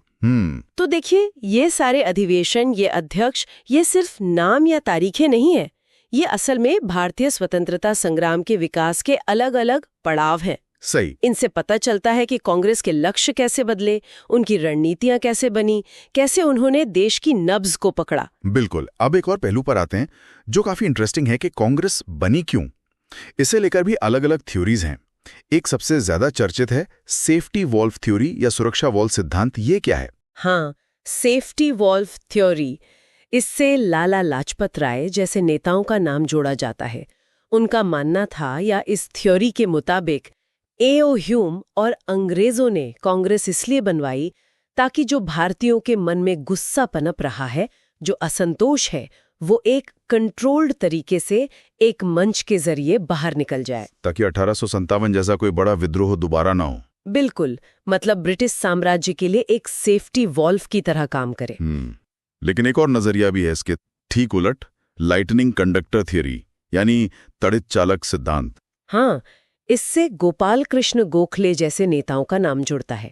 इस विचार के अनुसार जो शुरू के राष्ट्रवादी नेता थे, उन्होंने ह्यूम का इस्तेमाल किया। अच्छा, कैसे? एक लाइटनिंग कंडक्टर की तरह। मतलब ब्रिटिश सरकार का जो सीधा गुस्सा या शक था, उससे बचने के लिए एक अंग्रेज को आगे रखा। अच्छा। ताकि ये नया संगठन शुरू में ही कुचला न जाए, धीरे धीरे मजबूत हो सके। ये एक तरह की चालाकी कह सकते हैं या रणनीति। दिलचस्प। और भी थ्योरीज हैं शायद। हाँ, जैसे R.P. दत्त जैसे मार्क्सवादी इतिहासकार इसे एक षड्यंत्र सिद्धांत की तरह देखते हैं कि ये ब्रिटिश पूंजीपतियों और भारतीय अमीर वर्ग के बीच एक समझौता था। और लॉर्ड डफरिन, जिन्होंने शुरू में ह्यूम की मदद की थी। हाँ, वही डफरिन बाद में कांग्रेस को राजद्रोह का कारखाना यानी फैक्ट्री ऑफ सेडिशन कहने लगे थे। तो मतलब वो कई अलग अलग व्याख्याएं हैं। बिल्कुल, और यही इतिहास की खासियत है। एक ही घटना के पीछे कई वजहें, कई नजरिए हो सकते हैं। सच शायद कहीं बीच में हो। जरूरी ये है कि हम इन अलग अलग विचारों को समझें। सही कहा। तो अगर हम संक्षेप में देखें, कांग्रेस की स्थापना 1885, बॉम्बे, एओ ह्यूम, शुरुआती अध्यक्षों में विविधता, फिर महत्वपूर्ण पड़ाव जैसे सूरत का विभाजन, लखनऊ समझौता, गांधी जी का एकमात्र बेलगांव अधिवेशन, नेहरू का लाहौर अधिवेशन और पूर्ण स्वराज का लक्ष्य। हाँ, और बोस का अध्यक्ष बनना, कृपलानी का आजादी के समय अध्यक्ष होना, और उसके गठन के पीछे के वो सिद्धांत, सेफ्टी वॉल्व बनाम लाइटनिंग कंडक्टर। निश्चित रूप से कांग्रेस भारतीय स्वतंत्रता आंदोलन की, कह सकते हैं, एक तरह से धुरी रही। इन अधिवेशनों और नेताओं के जरिए ही आजादी की कहानी आगे बढ़ी। ये सिर्फ मीटिंग्स नहीं थी, यहाँ देश का भविष्य तय हो रहा था। और जाते जाते एक सवाल सोचने के लिए छोड़ जाते हैं। ये जो दो मुख्य सिद्धांत हैं, सेफ्टी वॉल्व जो शायद अंग्रेजों के हित में था, और लाइटनिंग कंडक्टर जो शायद भारतीयों की रणनीति थी, इन शुरुआती धारणाओं ने अंग्रेजों और भारतीयों दोनों की नजरों में कांग्रेस की छवि और इसके शुरुआती सफर को कैसे प्रभावित किया होगा। हाँ, ये सोचने वाली बात है कि शुरुआत में इसे कैसे देखा गया और उसका क्या असर पड़ा होगा। हम भारत के आधुनिक इतिहास की एक बहुत ही, आप कह सकते हैं, निर्णायक घटना पर बात करने वाले हैं, बंगाल विभाजन। नमस्कार। हाँ बिल्कुल, खासकर जो लोग प्रतियोगी परीक्षाओं की तैयारी कर रहे हैं उनके लिए ये टॉपिक समझना बहुत जरूरी है। सही कहा। तो हम देखेंगे कि ये हुआ क्यों, इसके पीछे क्या सोच थी और फिर इसका नतीजा क्या निकला। बिल्कुल। तो चलिए शुरू करते। 1905 में बंगाल का विभाजन हुआ। कहा तो ये गया कि भाई प्रशासन चलाने में दिक्कत आ रही है, पर क्या बात सिर्फ इतनी सी थी? नहीं, यही तो मतलब मामला थोड़ा पेचीदा हो जाता है। हाँ, कागज पर तो यही था कि बंगाल बहुत बड़ा है, प्रशासन के लिए 2 हिस्से करना जरूरी है। अच्छा। लेकिन देखिए, असल इरादा राजनीतिक था। बंगाल उस समय वो राष्ट्रवाद का गढ़ बन रहा था। हाँ बिल्कुल। और अंग्रेज सरकार इस बढ़ती राष्ट्रीय चेतना को, कह सकते, कमजोर करना चाहती थी। उनकी सीधी कोशिश थी कि हिंदू मुस्लिम एकता को किसी तरह तोड़ा जाए। फूट डालो और राज करो वाली नीति। बिल्कुल वही। तो घोषणा हुई जुलाई 1905 में और अक्टूबर 1905 से ये लागू हो गया। ठीक है, तो इसके पीछे मुख्य चेहरा कौन था? मतलब किसका आइडिया था ये, और क्या ये एकदम से हो गया या इसकी कोई तैयारी पहले से चल रही थी? देखिए, मुख्य रूप से तो इसके पीछे उस वक्त के वाइसरॉय लॉर्ड कर्जन थे। Lord Curzon. हाँ, और नहीं, अचानक बिल्कुल नहीं था। कर्जन ने पहले भी कुछ ऐसे कदम उठाए थे जिन्हें काफी प्रतिक्रियावादी माना जाता है। जैसे कि? जैसे 1899 का कलकत्ता कॉर्पोरेशन एक्ट था। उससे निगम में चुने हुए भारतीयों की संख्या कम कर दी गई थी। अच्छा। फिर 1904 में ऑफिशियल सीक्रेट्स एक्ट आया, जिसने प्रेस की आजादी पर और पाबंदियां लगा दी। और 1904 में ही इंडियन यूनिवर्सिटीज एक्ट भी आया। मकसद था विश्वविद्यालयों पर सरकारी नियंत्रण बढ़ाना। तो ये सब चीजें एक तरह से माहौल बना रही थी। मतलब जमीन तैयार हो रही थी विभाजन के लिए। हाँ, कह सकते हैं। ये कोई अचानक लिया गया फैसला नहीं था। तो जाहिर है इतना बड़ा फैसला हुआ तो देश भर में इसकी प्रतिक्रिया भी हुई होगी। क्या हुआ फिर? प्रतिक्रिया तो जबरदस्त थी। मतलब पूरे देश में एक गुस्से की लहर सी दौड़ गई। 1905 में बनारस में कांग्रेस का सेशन हुआ। गोपाल कृष्ण गोखले अध्यक्ष थे। हाँ। वहां विभाजन की कड़ी आलोचना हुई। लेकिन इससे भी ज्यादा अहम था 1906 का कलकत्ता सेशन। दादा भाई नौरोजी अध्यक्ष थे। अच्छा, कैलकाटा सेशन। हाँ, उसमें 4 बहुत महत्वपूर्ण प्रस्ताव पास हुए: स्वराज, स्वदेशी, बहिष्कार और राष्ट्रीय शिक्षा। ये चारों शब्द तो बहुत सुने हैं, स्वराज, स्वदेशी, बहिष्कार और राष्ट्रीय शिक्षा। बिल्कुल। ये आगे चलकर हमारे स्वतंत्रता संग्राम के, आप कह सकते हैं, मूल मंत्र बन गए। इन्होंने कांग्रेस के संघर्ष का तरीका ही बदल दिया। और इस आंदोलन को लीड कौन कर रहा था? मतलब क्या ये सिर्फ बंगाल में ही सिमटा रहा? नहीं, यही तो खास बात थी। ये आंदोलन सिर्फ बंगाल तक ही नहीं रुका, बल्कि पूरे देश में फैल गया। पूरे देश में? हाँ, अलग अलग जगहों पर बड़े नेता इसे आगे बढ़ा रहे थे। जैसे बाल गंगाधर तिलक पूना और बॉम्बे में एक्टिव थे। लाला लाजपत राय और अजीत सिंह पंजाब में। सैयद हैदर लजा दिल्ली में थे और चिदम्बरम पिल्लई मद्रास प्रेसिडेंसी में। तो ये दिखाता है कि ये एक अखिल भारतीय मुद्दा बन गया था। लोगों ने इसे अपने ऊपर लिया। ये तो बड़ी बात है। लेकिन मैंने सुना है कि इसी दौरान कांग्रेस के अंदर भी कुछ मतभेद शुरू हो गए थे। हाँ, ये बिल्कुल सही है। विभाजन का विरोध कैसे किया जाए, इस तरीके को लेकर कांग्रेस के नेताओं में मतलब काफी गहरे मतभेद पैदा हो गए थे। अच्छा, किस तरह के मतभेद? 2 गुट बन गए थे मोटे तौर पर। एक था नरम दल, जो संवैधानिक दायरे में रहकर पिटिशंस वगैरह देकर विरोध करना चाहता था। हाँ, मॉडरेट्स। हाँ, मॉडरेट्स। और दूसरा गुट था गरम दल, एक्सट्रीमिस्ट्स। वो बहिष्कार, स्वदेशी और पैसिव रेजिस्टेंस जैसे ज्यादा उग्र तरीकों के हिमायती थे। और ये मतभेद इतने बढ़ गए कि 1907 में सूरत सेशन में, जिसके अध्यक्ष रास बिहारी घोष थे, कांग्रेस 2 हिस्सों में टूट गई। सूरत स्प्लिट। हाँ, ये तो बहुत महत्वपूर्ण घटना है। जी बिल्कुल, सूरत विभाजन कहते हैं इसे। और इसी उथल-पुथल के माहौल में वो मॉर्ले मिंटो सुधार भी तो आए थे ना, उनका क्या रोल था इसमें? हाँ बिल्कुल, 1909 में आए मॉर्ले मिंटो रिफॉर्म्स या भारत सरकार अधिनियम 1909। इसमें विधान परिषदों का साइज तो बढ़ाया गया, लेकिन इसकी सबसे विवादित बात थी मुसलमानों के लिए अलग निर्वाचक मंडल, यानी सेपरेट इलेक्टोरेट की शुरुआत। सेपरेट इलेक्टोरेट मतलब ये कि मुस्लिम वोटर्स सिर्फ मुस्लिम उम्मीदवारों को ही वोट दे सकते थे। और इसे कई लोग अंग्रेजों की उसी फूट डालो और राज करो नीति का हिस्सा मानते हैं। इसने कहीं ना कहीं भारतीय समाज में विभाजन के बीच और गहरे कर दिए। ये तो बहुत गंभीर बात थी। तो आखिर में इस बंगाल विभाजन का हुआ क्या? क्या ये हमेशा के लिए रह गया? नहीं, ये स्थायी नहीं रहा। जो इतना बड़ा विरोध हुआ, स्वदेशी आंदोलन ने जो जोर पकड़ा, उसके दबाव में ब्रिटिश सरकार को आखिर में झुकना ही पड़ा। 1911 में दिल्ली में एक बड़ा दरबार लगा। दिल्ली दरबार? हाँ, जिसमें ब्रिटेन के राजा जॉर्ज पंचम भी आए थे। उसी दरबार में तब वाइसरॉय थे लॉर्ड हार्डिंग द्वितीय। बंगाल विभाजन को रद्द करने का ऐलान किया गया। अच्छा, तो 1911 में रद्द हो गया? हाँ, और साथ ही एक और बड़ा फैसला हुआ। 1912 में भारत की राजधानी कलकत्ता से दिल्ली शिफ्ट कर दी गई। ओहो, राजधानी भी बदल गई? जी। तो अगर हम संक्षेप में देखें तो बंगाल विभाजन कर्जन की एक चाल थी राष्ट्रवाद को कमजोर करने की, लेकिन हुआ उल्टा। हाँ बिल्कुल। इसने स्वदेशी और बहिष्कार जैसे आंदोलनों को हवा दी। पूरे देश में लोग विरोध में उतरे, भले ही कांग्रेस में फूट पड़ गई। और आखिर में अंग्रेजों को फैसला वापस लेना पड़ा और राजधानी भी बदलनी पड़ी। एकदम सही कहा आपने। लेकिन यहाँ एक बात सोचने वाली है। क्या? ये तो सोचने वाली बात है। विभाजन रद्द होने के बावजूद क्या उसकी लगाई हुई चिंगारी कहीं न कहीं सुलगती नहीं रही? इस पर विचार करना जरूरी है। हम भारत की आजादी की लड़ाई के एक अलग पर बहुत अहम पहलू पर बात करेंगे। हाँ, कौन सा? क्रांतिकारी राष्ट्रवाद। ओ बिल्कुल। ये वो रास्ता था जहां जोश था, जज्बा था और अंग्रेजी हुकूमत को सीधी टक्कर देने का इरादा। हाँ। हम 19वीं सदी के आखिर से लेकर करीब 1916 तक के उस दौर को समझेंगे, जब वो गुप्त संगठन बन रहे थे ना। हाँ, और विदेशों में भी आवाज उठ रही थी। सही कहा। और वो सशस्त्र संघर्ष की चिंगारियां वो भड़क रही थीं। तो चलिए समझते हैं इन घटनाओं को और उनके पीछे की सोच को। हाँ, ये समझना जरूरी है कि कांग्रेस के जो नरमपंथी तरीके थे जी, उनके साथ साथ एक धारा ऐसी भी थी जिसे लगता था कि आजादी सिर्फ याचिकाओं से नहीं मिलेगी। अच्छा। इसकी शुरुआत हमें महाराष्ट्र में दिखती है, जैसे 1879 में वासुदेव बलवंत फड़के की रामोसी किसान सेना थी। हाँ, सुना है। या फिर तिलक जी ने शिवाजी और गणपति उत्सवों का इस्तेमाल किया राष्ट्रीय चेतना जगाने के लिए। और इसी माहौल में 1897 में पुणे में वो चापेकर बंधुओं ने प्लेग कमिश्नर रैंड की हत्या कर दी। हाँ, वो एक बड़ी घटना थी। उसे अक्सर क्रांतिकारी राष्ट्रवाद की पहली बड़ी कार्रवाई माना जाता है। बिल्कुल। कि दिखाता है कि गुस्सा किस हद तक बढ़ चुका था। बिल्कुल। और ये सिर्फ एक घटना नहीं थी।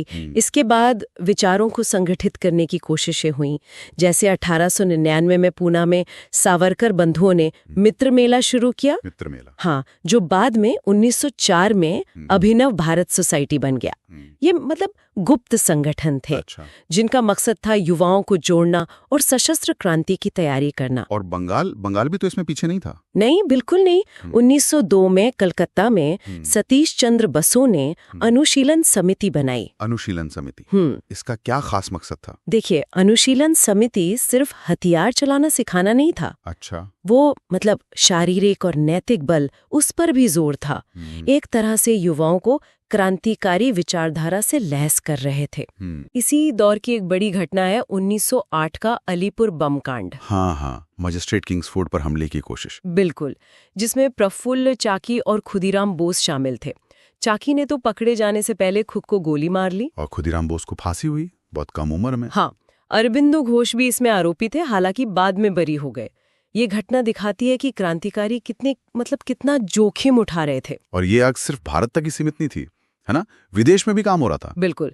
1905 में लंदन में श्यामजी कृष्ण वर्मा ने इंडिया हाउस की स्थापना की। इंडिया हाउस, वो तो बड़ा मशहूर नाम है। हाँ, वो लंदन में पढ़ रहे भारतीय छात्रों और राष्ट्रवादियों के लिए मिलने जुलने और रणनीति बनाने का एक बड़ा केंद्र बन गया था। अच्छा। यहीं से जुड़े थे मदन लाल ढींगरा, जिन्होंने 1909 में कर्जन वाइली की हत्या की थी। ओह हाँ, कर्जन वाइली। इसी तरह 1907 में जर्मनी के स्टुटगार्ट में मैडम भीकाजी कामा, हाँ, वो तस्वीर तो देखी है। वो एक तरह से अंतर्राष्ट्रीय मंच पर भारत की आजादी का ऐलान था। और अमेरिका में भी तो गदर पार्टी बनी थी 1913 में। हाँ, गदर पार्टी सैन फ्रांसिस्को में। उनका क्या लक्ष्य था? उनका मकसद था अंग्रेजी राज के खिलाफ विद्रोह करना, खासकर प्रथम विश्व युद्ध के मौके का फायदा उठाकर। लाला हरदयाल, सोहन सिंह भकना जैसे बड़े नेता इसमें शामिल थे। उन्होंने विदेशों में बसे भारतीयों, खासकर सैनिकों को प्रेरित करने की कोशिश की। फिर 1914 का साल आया, वो तो काफी उथल पुथल वाला रहा होगा। कोमागाटा मारू घटना। हाँ, कोमागाटा मारू। और फिर पहला विश्व युद्ध भी शुरू हो गया। कोमागाटा मारू प्रकरण ने असल में विदेशों में भारतीयों के साथ जो भेदभाव हो रहा था जी, और ब्रिटिश सरकार का रवैया, उसको उजागर कर दिया। जब वो जहाज कनाडा से वापस लौटा और कलकत्ता में यात्रियों पर गोलियां चली, तो इसने क्रांतिकारी भावनाओं को और भड़का दिया। जाहिर है। और विश्व युद्ध शुरू होने पर क्रांतिकारियों को लगा कि ये अंग्रेजों पर दबाव बनाने का सही मौका है। अच्छा। इसी समय 1915 में जर्मनी में वीरेंद्रनाथ चट्टोपाध्याय ने बर्लिन समिति बनाई ताकि विदेशों से मदद जुटाई जा सके। दूसरी तरफ सरकार भी सख्ती कर रही होगी। बिल्कुल। सरकार ने डिफेंस ऑफ इंडिया एक्ट लागू किया। और फिर 1916 में होम रूल लीग आंदोलन शुरू हुआ, तिलक और एनी बेसेंट वाला। हाँ, ये क्रांतिकारी गतिविधि से कैसे जुड़ा था या ये अलग था? देखिए, होम रूल लीग सीधे तौर पर सशस्त्र क्रांति की बात नहीं कर रहा था। ठीक है। लेकिन इसका लक्ष्य था स्वशासन या होम रूल। इसने राष्ट्रवाद की भावना को आम लोगों तक पहुंचाया और कह सकते हैं कि एक तरह से क्रांतिकारी और नरमपंथी धाराओं के बीच एक पुल का काम किया इसने। अच्छा। और इसी साल 1916 में ही लखनऊ में कांग्रेस अधिवेशन हुआ। हाँ, जहां नरम दल और गरम दल फिर एक हुए थे। अंबिकाचरण मजूमदार अध्यक्ष थे। बिल्कुल, ये एक बहुत महत्वपूर्ण पड़ाव था। तो हमने देखा कि कैसे महाराष्ट्र की शुरुआती चिंगारियों से लेकर बंगाल के गुप्त संगठनों तक, हाँ, फिर लंदन और अमेरिका में सक्रिय क्रांतिकारी, और फिर होम रूल जैसे आंदोलनों तक आजादी की लड़ाई कई अलग अलग शक्लों में लड़ी जा रही थी। बिल्कुल, ये सभी धाराएं, चाहे वो गुप्त समितियों की हों या विदेशों में कोशिशों की या फिर व्यापक जन आंदोलनों की, सब एक ही लक्ष्य की तरफ बढ़ रही थी, भारत की स्वतंत्रता। हाँ, तरीके अलग थे। तरीके बेशक अलग थे, पर मंजिल तो एक ही थी। सही कहा। तो आज की बातचीत को यहीं रोकते हैं। हाँ। लेकिन श्रोताओं के लिए एक सवाल छोड़ जाते हैं। जरूर। स्वतंत्रता संग्राम में इन अलग अलग रणनीतियों का, कभी हथियार, कभी विदेशों से दबाव, कभी जन आंदोलन, इस विविधता का, इस वैरायटी का क्या महत्व रहा होगा? सोचने वाली बात है। सोचिएगा जरूर। आज हम बात करेंगे भारतीय स्वतंत्रता संग्राम के एक बहुत ही अहम दौर की। जी। 1915 से 1922 के बीच का समय। हाँ, ये बहुत महत्वपूर्ण साल थे। ये वो साल थे जब महात्मा गांधी दक्षिण अफ्रीका से लौटे और कुछ ही सालों में भारत के सबसे बड़े नेता बन गए। बिल्कुल। और देखिए, अगर आप प्रतियोगी परीक्षाओं की तैयारी कर रहे हैं तो ये साल और इनमें जो भी हुआ वो समझना बहुत बहुत जरूरी है। सही बात है, क्योंकि यहीं से आजादी की लड़ाई ने एक तरह से एक नई दिशा पकड़ी थी। हाँ, एक नई राह मिली। ये जो 7 साल थे ना, 1915 से 22, ये गांधी जी के लिए और मैं कहूंगी पूरे देश के लिए एक तरह से नींव रखने जैसे थे। अच्छा। दक्षिण अफ्रीका में उनके सत्याग्रह के प्रयोग सफल तो रहे थे, पर भारत एक बिल्कुल अलग चुनौती थी। यहाँ उन्होंने अपने तरीकों को आजमाया, उनमें सुधार किया और एक ऐसा जन आंदोलन खड़ा करने की जमीन तैयार की जैसा मतलब पहले कभी नहीं हुआ था। तो शुरुआत करते हैं उनके आने से। 9 जनवरी 1915 गांधी जी भारत वापस आए। जी। लेकिन आते ही उन्होंने कोई बड़ी राजनीतिक घोषणा नहीं की, है ना? ऐसा नहीं हुआ कि आते ही स्टेज पर चढ़ गए। नहीं, बिल्कुल नहीं। उन्होंने थोड़ा समय लिया देश को समझने में। ये दिलचस्प भी है। हाँ। उनके जो राजनीतिक गुरु थे, गोपाल कृष्ण गोखले, हाँ, उन्होंने सलाह दी थी उन्हें। अच्छा, गोखले जी ने? हाँ, कि पहले 1 साल आप पूरा भारत घूमो, लोगों को समझो, उनकी तकलीफें जानो और उसके बाद ही पॉलिटिक्स में एक्टिव होना। और गांधी जी ने ये बात मानी। बिल्कुल मानी। वो तुरंत राष्ट्रीय मुद्दों में नहीं कूदे, बल्कि उन्होंने पहले जो क्षेत्रीय समस्याएं थी उन पर ध्यान दिया। और इसी कड़ी में उनका पहला बड़ा कदम हम मानते हैं चंपारण सत्याग्रह को 1917 में। हाँ, चंपारण। बिहार का वो नील किसानों वाला मामला। सही पकड़ा। बिहार के चंपारण में क्या था कि नील किसानों पर जबरदस्ती नील उगाने का दबाव था। उसको तिनकठिया प्रणाली कहते थे। मतलब अपनी जमीन के 3-20 हिस्से पे नील उगाना ही पड़ेगा, चाहे फायदा हो या नुकसान। अरे बाप रे। हाँ, तो राजकुमार शुक्ल नाम के एक स्थानीय किसान नेता थे, उन्होंने गांधी जी को बुलाया। अच्छा। और ये भारत में गांधी जी का पहला सविनय अवज्य मतलब सत्याग्रह का पहला बड़ा प्रयोग था। और सफल रहा। पूरी तरह सफल रहा। अंग्रेज सरकार को झुकना पड़ा, जांच बैठानी पड़ी और किसानों को राहत मिली। इसने गांधी जी को पहली बड़ी पहचान दिलाई देश भर में। तो चंपारण की सफलता के बाद अगले ही साल 1918 में 2 और बड़े मामले सामने आए, अहमदाबाद और खेड़ा। हाँ जी, 1918 काफी व्यस्त साल रहा उनके लिए। पहले अहमदाबाद में, वहाँ मिल मजदूरों का मामला था। अच्छा, मिल मजदूर। हाँ, कम वेतन और काम के बुरे हालात को लेके वो हड़ताल पर थे। यहाँ अनुसुईया साराभाई ने गांधी जी को बुलाया था। इस आंदोलन में गांधी जी ने पहली बार भूख हड़ताल का इस्तेमाल किया, एक हथियार के तौर पर। और मिल मालिकों को आखिर में मजदूरों की मांगे माननी पड़ी। और फिर खेड़ा सत्याग्रह, वो भी गुजरात में ही। कि फसल खराब हो गई थी, लेकिन सरकार लगान माफ करने को तैयार नहीं थी। अच्छा। तो गांधी जी ने किसानों को लगान न देने के लिए प्रेरित किया, सत्याग्रह करने को कहा। और यहीं उनकी मुलाकात सरदार वल्लभ भाई पटेल से भी हुई। हाँ, ये महत्वपूर्ण है। सरदार पटेल यहीं से जुड़े उनके साथ। जी, जो फिर उनके पक्के अनुयायी बन गए। तो ये जो शुरुआती सफलताएं थी, चंपारण, अहमदाबाद, खेड़ा, इनसे गांधी जी के तरीकों पर, मतलब सत्याग्रह और अहिंसा पर लोगों का भरोसा बढ़ा होगा, है ना? निश्चित रूप से, बिल्कुल बढ़ा। इन आंदोलनों ने दिखा दिया कि भाई बिना हिंसा के भी शांति से एकजुट होकर अपनी मांगों के लिए लड़ा जा सकता है और जीता भी जा सकता है। गांधी जी अब सिर्फ एक नाम नहीं थे, वो गरीबों की, किसानों की, मजदूरों की आवाज बनते जा रहे थे। लेकिन असली परीक्षा तो भी बाकी थी। हाँ, वो आई 1919 में। 1919 ये साल तो भारतीय इतिहास में एक तरह से काला साल माना जाता है। रॉलेट एक्ट और फिर जलियांवाला बाग। उफ। बिल्कुल। पहले अंग्रेज सरकार एक बहुत ही दमनकारी कानून लेकर आई, रॉलेट एक्ट। क्या था ये एक्ट? इसका सीधा मतलब था कि सरकार सिर्फ शक के आधार पे बिना कोई मुकदमा चलाए किसी भी भारतीय को जेल में डाल सकती थी, अनिश्चित काल के लिए। बिना अपील, बिना वकील, बिना दलील वाला कानून। वही नो अपील, नो वकील, नो दलील। गांधी जी ने इसके खिलाफ जबरदस्त विरोध किया, देशव्यापी हड़ताल और सत्याग्रह का आह्वान किया। ये उनका पहला अखिल भारतीय स्तर का सत्याग्रह का प्रयास था। पूरे देश में एक साथ? हाँ, पूरे देश में। हालांकि ये पूरी तरह सफल नहीं हुआ जैसा वो चाहते थे, पर इसने अंग्रेजी शासन के खिलाफ जो गुस्सा था उसको और ज्यादा भड़का दिया। और इसी माहौल में 13 अप्रैल 1919 हाँ, अमृतसर, जलियांवाला बाग। हाँ, वो भयानक हत्याकांड। बैसाखी का दिन था, लोग शांति से सभा कर रहे थे रॉलेट एक्ट के विरोध में, और जनरल डायर ने उसने निहत्ती भीड़ पर गोलियां चलवा दी। हजारों लोग, सैकड़ों लोग मारे गए, हजारों घायल हुए। इस घटना ने तो पूरे देश को हिलाकर रख दिया था। क्या इसी गुस्से ने, इसी तकलीफ ने असहयोग आंदोलन की जमीन तैयार की? एकदम। जलियांवाला बाग नरसंहार और उसके साथ ही एक और मुद्दा जुड़ गया था, तुर्की के खलीफा का। हाँ, खिलाफत आंदोलन। जी, खिलाफत आंदोलन। दुनिया भर के मुसलमान तुर्की के सुल्तान को अपना खलीफा मानते थे। पहले विश्व युद्ध के बाद अंग्रेजों ने तुर्की के साथ जो संधि की, उससे खलीफा के अधिकार कम हो गए थे, जिसका भारतीय मुसलमान विरोध कर रहे थे। हाँ, बहुत जोर शोर से। तो गांधी जी ने इस मौके को देखा हिंदू मुस्लिम एकता को मजबूत करने और अंग्रेजी शासन के खिलाफ एक बहुत बड़ा आंदोलन खड़ा करने के लिए। अच्छा, तो दोनों मुद्दे जुड़ गए। बिल्कुल। उन्होंने जलियांवाला बाग के अन्याय और खिलाफत के सवाल को एक साथ उठाया और 1920 में असहयोग आंदोलन शुरू करने का फैसला किया। असहयोग आंदोलन, इसका मतलब क्या था?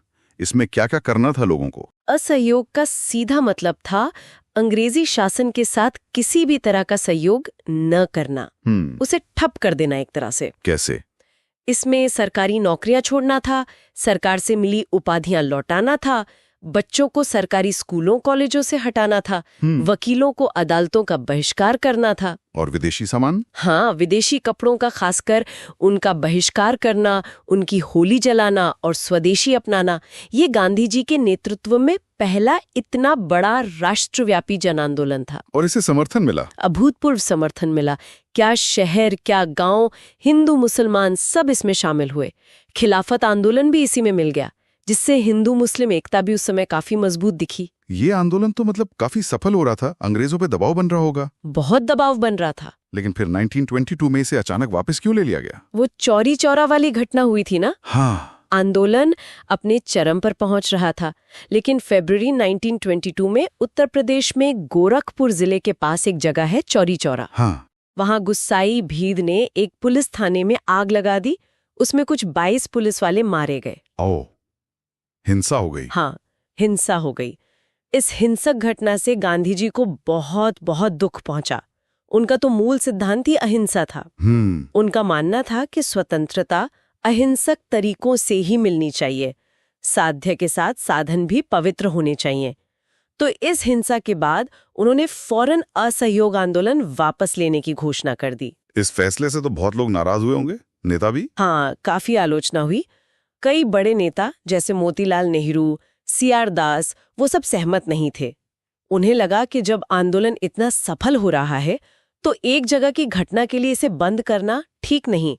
लेकिन गांधी जी अपने अहिंसा के सिद्धांत पर एकदम अटल रहे। तो अगर हम इन 7 सालों को 1915 से 1922 तक को समेटें तो एक तरह से गांधी जी के एक क्षेत्रीय नेता से राष्ट्रीय महात्मा बनने की कहानी है। बिल्कुल। चंपारण से असहयोग आंदोलन तक उन्होंने सत्याग्रह को आजादी की लड़ाई का मुख्य हथियार बना दिया। सही कहा। इन सालों ने न केवल गांधी जी के नेतृत्व को स्थापित किया, बल्कि भारतीय स्वतंत्रता संग्राम के चरित्र को ही गढ़ दिया। अहिंसा और सत्याग्रह ये सिर्फ रणनीति नहीं रहे, ये एक नैतिक बल बन गया। और यहाँ सोचने वाली बात ये है कि चौरी चौरा के बाद आंदोलन वापस लेने का जो फैसला था, हाँ, जिसने उस समय कई लोगों को निराश किया, हाँ, क्या उसी दृढ़ता ने, उसी सिद्धांत पर टिके रहने ने लंबे समय में भारतीय स्वतंत्रता संग्राम को दुनिया भर में एक अनोखी नैतिक पहचान दिलाई? ये एक दिलचस्प सवाल है। हाँ, इस पर विचार करना जरूरी है कि उस स्थगन ने भविष्य के आंदोलनों की रणनीति को कैसे प्रभावित किया होगा। एक बहुत ही दिलचस्प विषय पर बात करने वाले हैं, भारत में समाजवाद का उदय। जी, और ये समझना खासकर उन लोगों के लिए जो प्रतियोगी परीक्षाओं की तैयारी कर रहे हैं, बहुत जरूरी है। हाँ, कि कैसे मतलब बाहरी घटनाओं ने और देश के अंदर के हालात ने मिलकर इस विचारधारा को, इस सोच को यहाँ बल दिया। बिल्कुल, शुरुआत शायद कारणों से करनी चाहिए। देखिए, 1917 में रूस में जो क्रांति हुई, हाँ, रूसी क्रांति, उसका असर तो मतलब पूरे दुनिया पर पड़ा, और भारत कैसे अछूता रहता। सही बात है। वो जो ज़ारशाही का खत्म होना था और फिर वो बराबरी की बातें, इसने यहाँ आजादी की लड़ाई लड़ रहे बहुत से लोगों को प्रभावित किया। तो मतलब ये सिर्फ राजनीतिक आजादी की बात नहीं रह गई थी? नहीं, बिल्कुल नहीं। लगने लगा कि भाई सिर्फ राजनीतिक आजादी से काम नहीं चलेगा, सामाजिक और आर्थिक बराबरी वो भी बहुत जरूरी है। अच्छा, और इसी सोच का नतीजा फिर हमें नई पार्टियों के बनने में दिखा। हाँ, बिल्कुल। जैसे 1920 में ताशकंद में एमएन रॉय और उनके कुछ साथियों ने भारतीय कम्युनिस्ट पार्टी की नींव रखी। ये भारत में संगठित तौर पर मतलब एक ऑर्गेनाइज तरीके से कम्युनिस्ट विचारधारा को लाने की शुरुआती कोशिशों में से एक थी। और सरकार, अंग्रेजी हुकूमत इसको कैसे देख रही थी? जाहिर है, शक की निगाह से। आप देखिए 1924 का कानपुर बोल्शेविक षड्यंत्र केस। हाँ, हाँ। उसमें ऐसे डांगे, मुजफ्फर अहमद, शौकत उस्मानी, ये जो शुरुआती कम्युनिस्ट नेता थे, उन पर बाकायदा मुकदमा चलाया गया। तो ये दिखाता है कि सरकार काफी सतर्क थी इन नई विचारधाराओं को लेकर। बहुत ज्यादा। उन्हें डर था कि विचार कहीं ज्यादा फैल ना जाए। और इसी समय देखिए मजदूरों की आवाज भी उठी थी। हाँ, वो AITUC, all India trade union congress, जी 1920 में ही बनी। और इसमें देखिए कौन कौन जुड़े थे। NM जोशी, लाला लाजपत राय, दीवान चमनलाल, जोसेफ वेबस्टा, बड़े नाम थे। ये दिखाता है कि समाजवादी सोच जो है वो मजदूर आंदोलनों को भी एक तरह से राह दिखा रही थी। बिल्कुल। और ये सिर्फ पार्टियों या मजदूर संगठनों तक ही सीमित नहीं था। इसका असर हमें क्रांतिकारी गतिविधियों में भी दिखता है। अच्छा, जैसे? पंजाब, यूपी, बिहार वाले इलाकों में? हाँ बिल्कुल। 1924 में कानपुर में बनी Hindustan republican association HRA। Ramprasad Bismil, JC Chatterjee, Sachin Sanyal. हाँ, ये सब लोग। इनका मकसद था हथियारबंद क्रांति, आजादी चाहिए, लड़कर लेंगे। लेकिन फिर इसमें एक बड़ा बदलाव आया है ना? हाँ, 1928 में। हाँ, दिल्ली में फिरोज शाह कोटला में HRA बन गई HSRA, Hindustan socialist Republican association. ये सोशलिस्ट जुड़ना बहुत अहम है। बहुत अहम।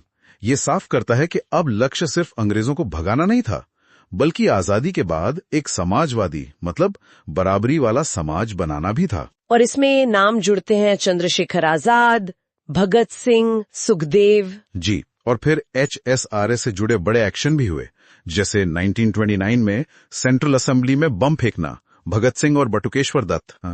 जिसका मकसद उन्होंने कहा था किसी को मारना नहीं, बल्कि बहरों को सुनाना। बिल्कुल। अपनी आवाज हुकूमत तक पहुंचाना। बिल्कुल।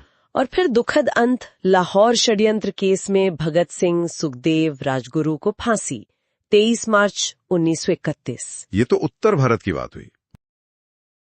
आजादी की लड़ाई का सफर कई अहम मोड़ों से गुजरा है। जी हाँ।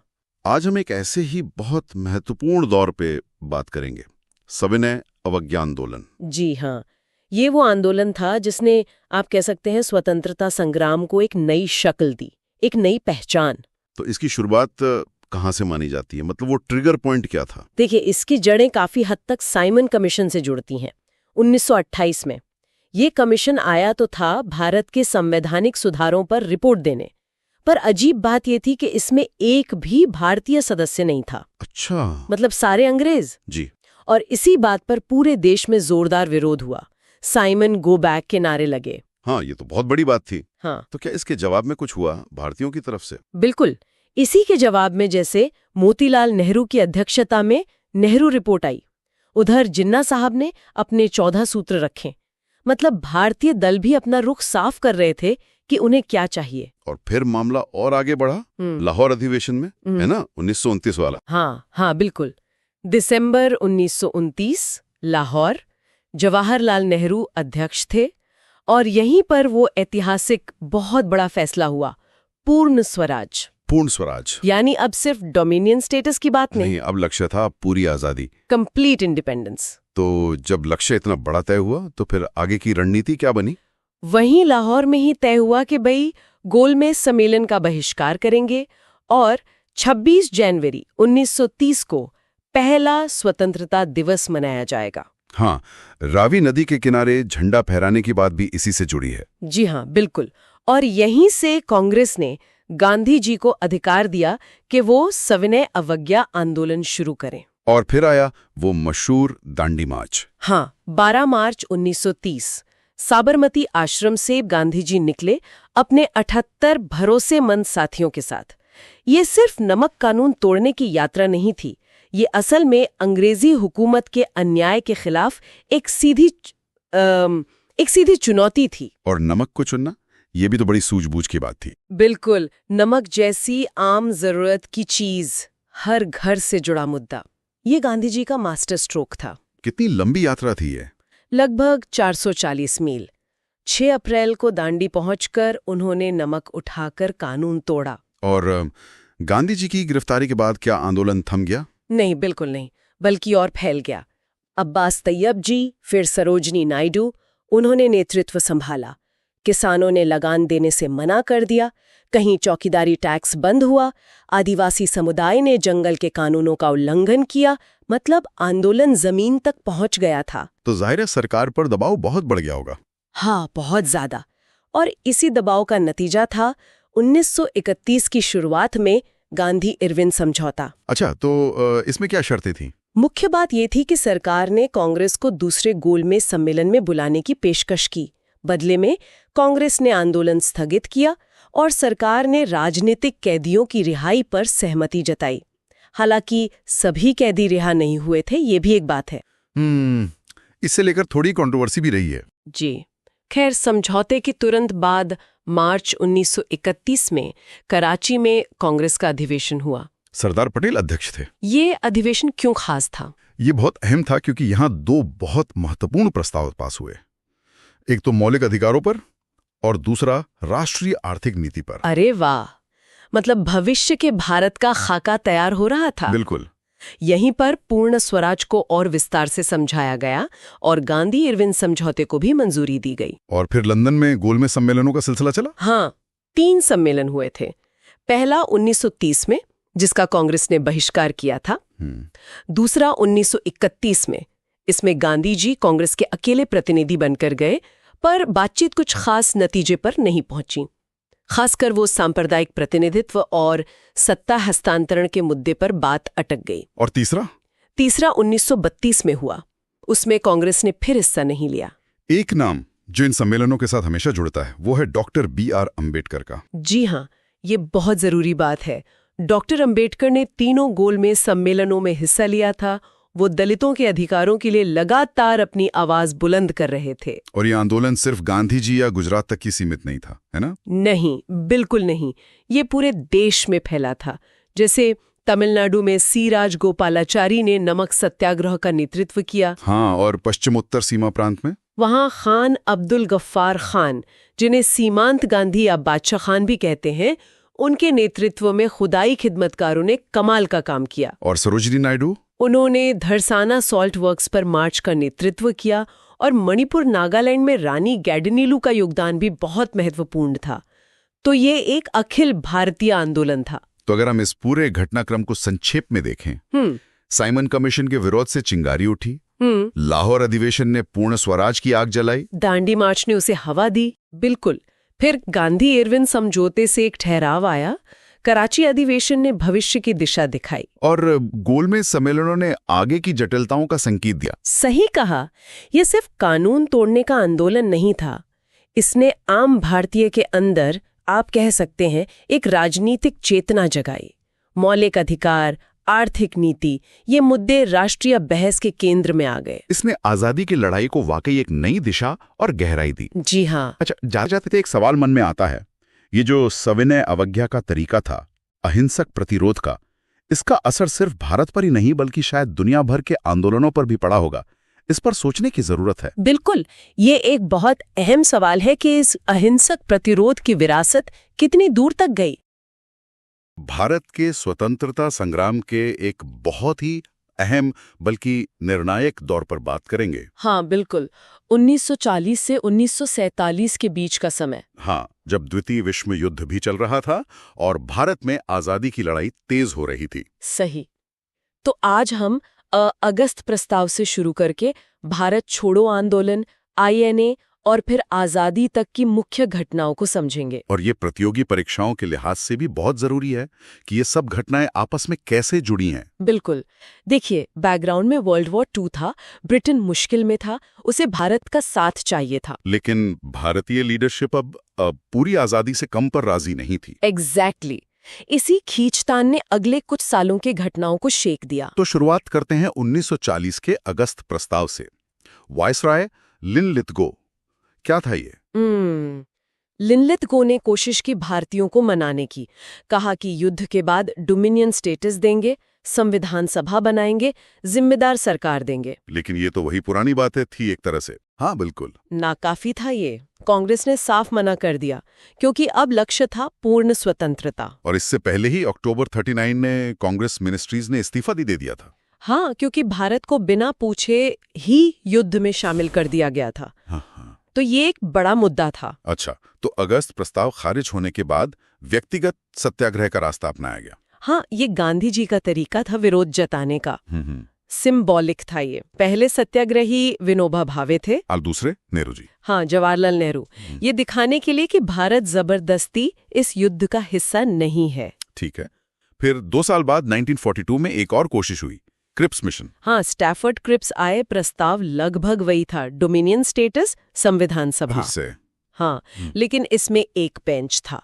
प्रांतों को भारतीय संघ से अलग होने का विकल्प भी दिया गया था। ओह, ये तो मतलब विभाजन का एक इशारा था। बिल्कुल। और इसीलिए कांग्रेस और मुस्लिम लीग दोनों ने ही इसे अपने अपने कारणों से रिजेक्ट कर दिया। तो क्रिप्स मिशन का फेल होना बहुत अहम था। बहुत ज्यादा। इससे साफ हो गया कि ब्रिटिश सरकार आसानी से मानने वाली नहीं और इसने भारत छोड़ो आंदोलन की जमीन तैयार कर दी। करो या मरो, भारत छोड़ो आंदोलन 8 अगस्त 1942 बॉम्बे। हाँ, ग्वालियर टैंक मैदान। गांधी जी ने नारा दिया, लेकिन अंग्रेज सरकार भी तैयार थी। मतलब अगले ही दिन 9 अगस्त को गांधी जी और कांग्रेस वर्किंग कमेटी के सभी बड़े नेता गिरफ्तार कर लिए गए। ओह, तो आंदोलन शुरू होते ही लीडरलेस हो गया। हाँ, यही हुआ। अचानक सब लीडर्स जेल में थे। लेकिन आंदोलन तो फिर भी चला, वो कैसे? यही इसकी खास बात है। जनता ने खुद मोर्चा संभाला। अरुणा आसफ अली जैसे नेता अंडरग्राउंड रहकर गाइड करते रहे। और वो समानांतर सरकारों वाली बात? हाँ, कई जगहों पर लोगों ने अपनी सरकारें बना लीं। जैसे बंगाल में तामलुक जातीय सरकार थी, महाराष्ट्र में सतारा प्रति सरकार थी, बलिया में चित्तू पांडे। मतलब अंग्रेजों का कंट्रोल खत्म? हाँ, उन इलाकों में अंग्रेजी राज की पकड़ एकदम ढीली पड़ गई। इसने सिस्टम को हिला दिया। अच्छा, एक तरफ देश में ये सब चल रहा था, दूसरी तरफ भारत के बाहर भी कुछ हो रहा था। INA, हाँ, इंडियन नेशनल आर्मी। इसकी नींव कैप्टन मोहन सिंह ने 1942 में सिंगापुर में रखी थी, जापानी मदद से। जो भारतीय सैनिक जापानियों ने पकड़े थे? हाँ, उन्हीं युद्धबंदियों को लेकर। लेकिन असली जान इसमें आई 1943 में, जब सुभाष चंद्र बोस ने कमान संभाली। दिल्ली चलो का नारा। हाँ, और रानी लक्ष्मीबाई रेजिमेंट भी बनाई महिलाओं की। INA ने लोगों में जोश भरा। हालांकि 1945 में जापान हार गया तो INA का अभियान रुक गया, पर इसका असर बहुत गहरा था। इस दौर के कांग्रेस अधिवेशन भी काफी महत्वपूर्ण रहे होंगे, जैसे 1939 का त्रिपुरी संकट। हाँ बिल्कुल। 1938 हरिपुरा में तो सुभाष बोस अध्यक्ष बने, नेशनल प्लानिंग कमेटी भी बनी।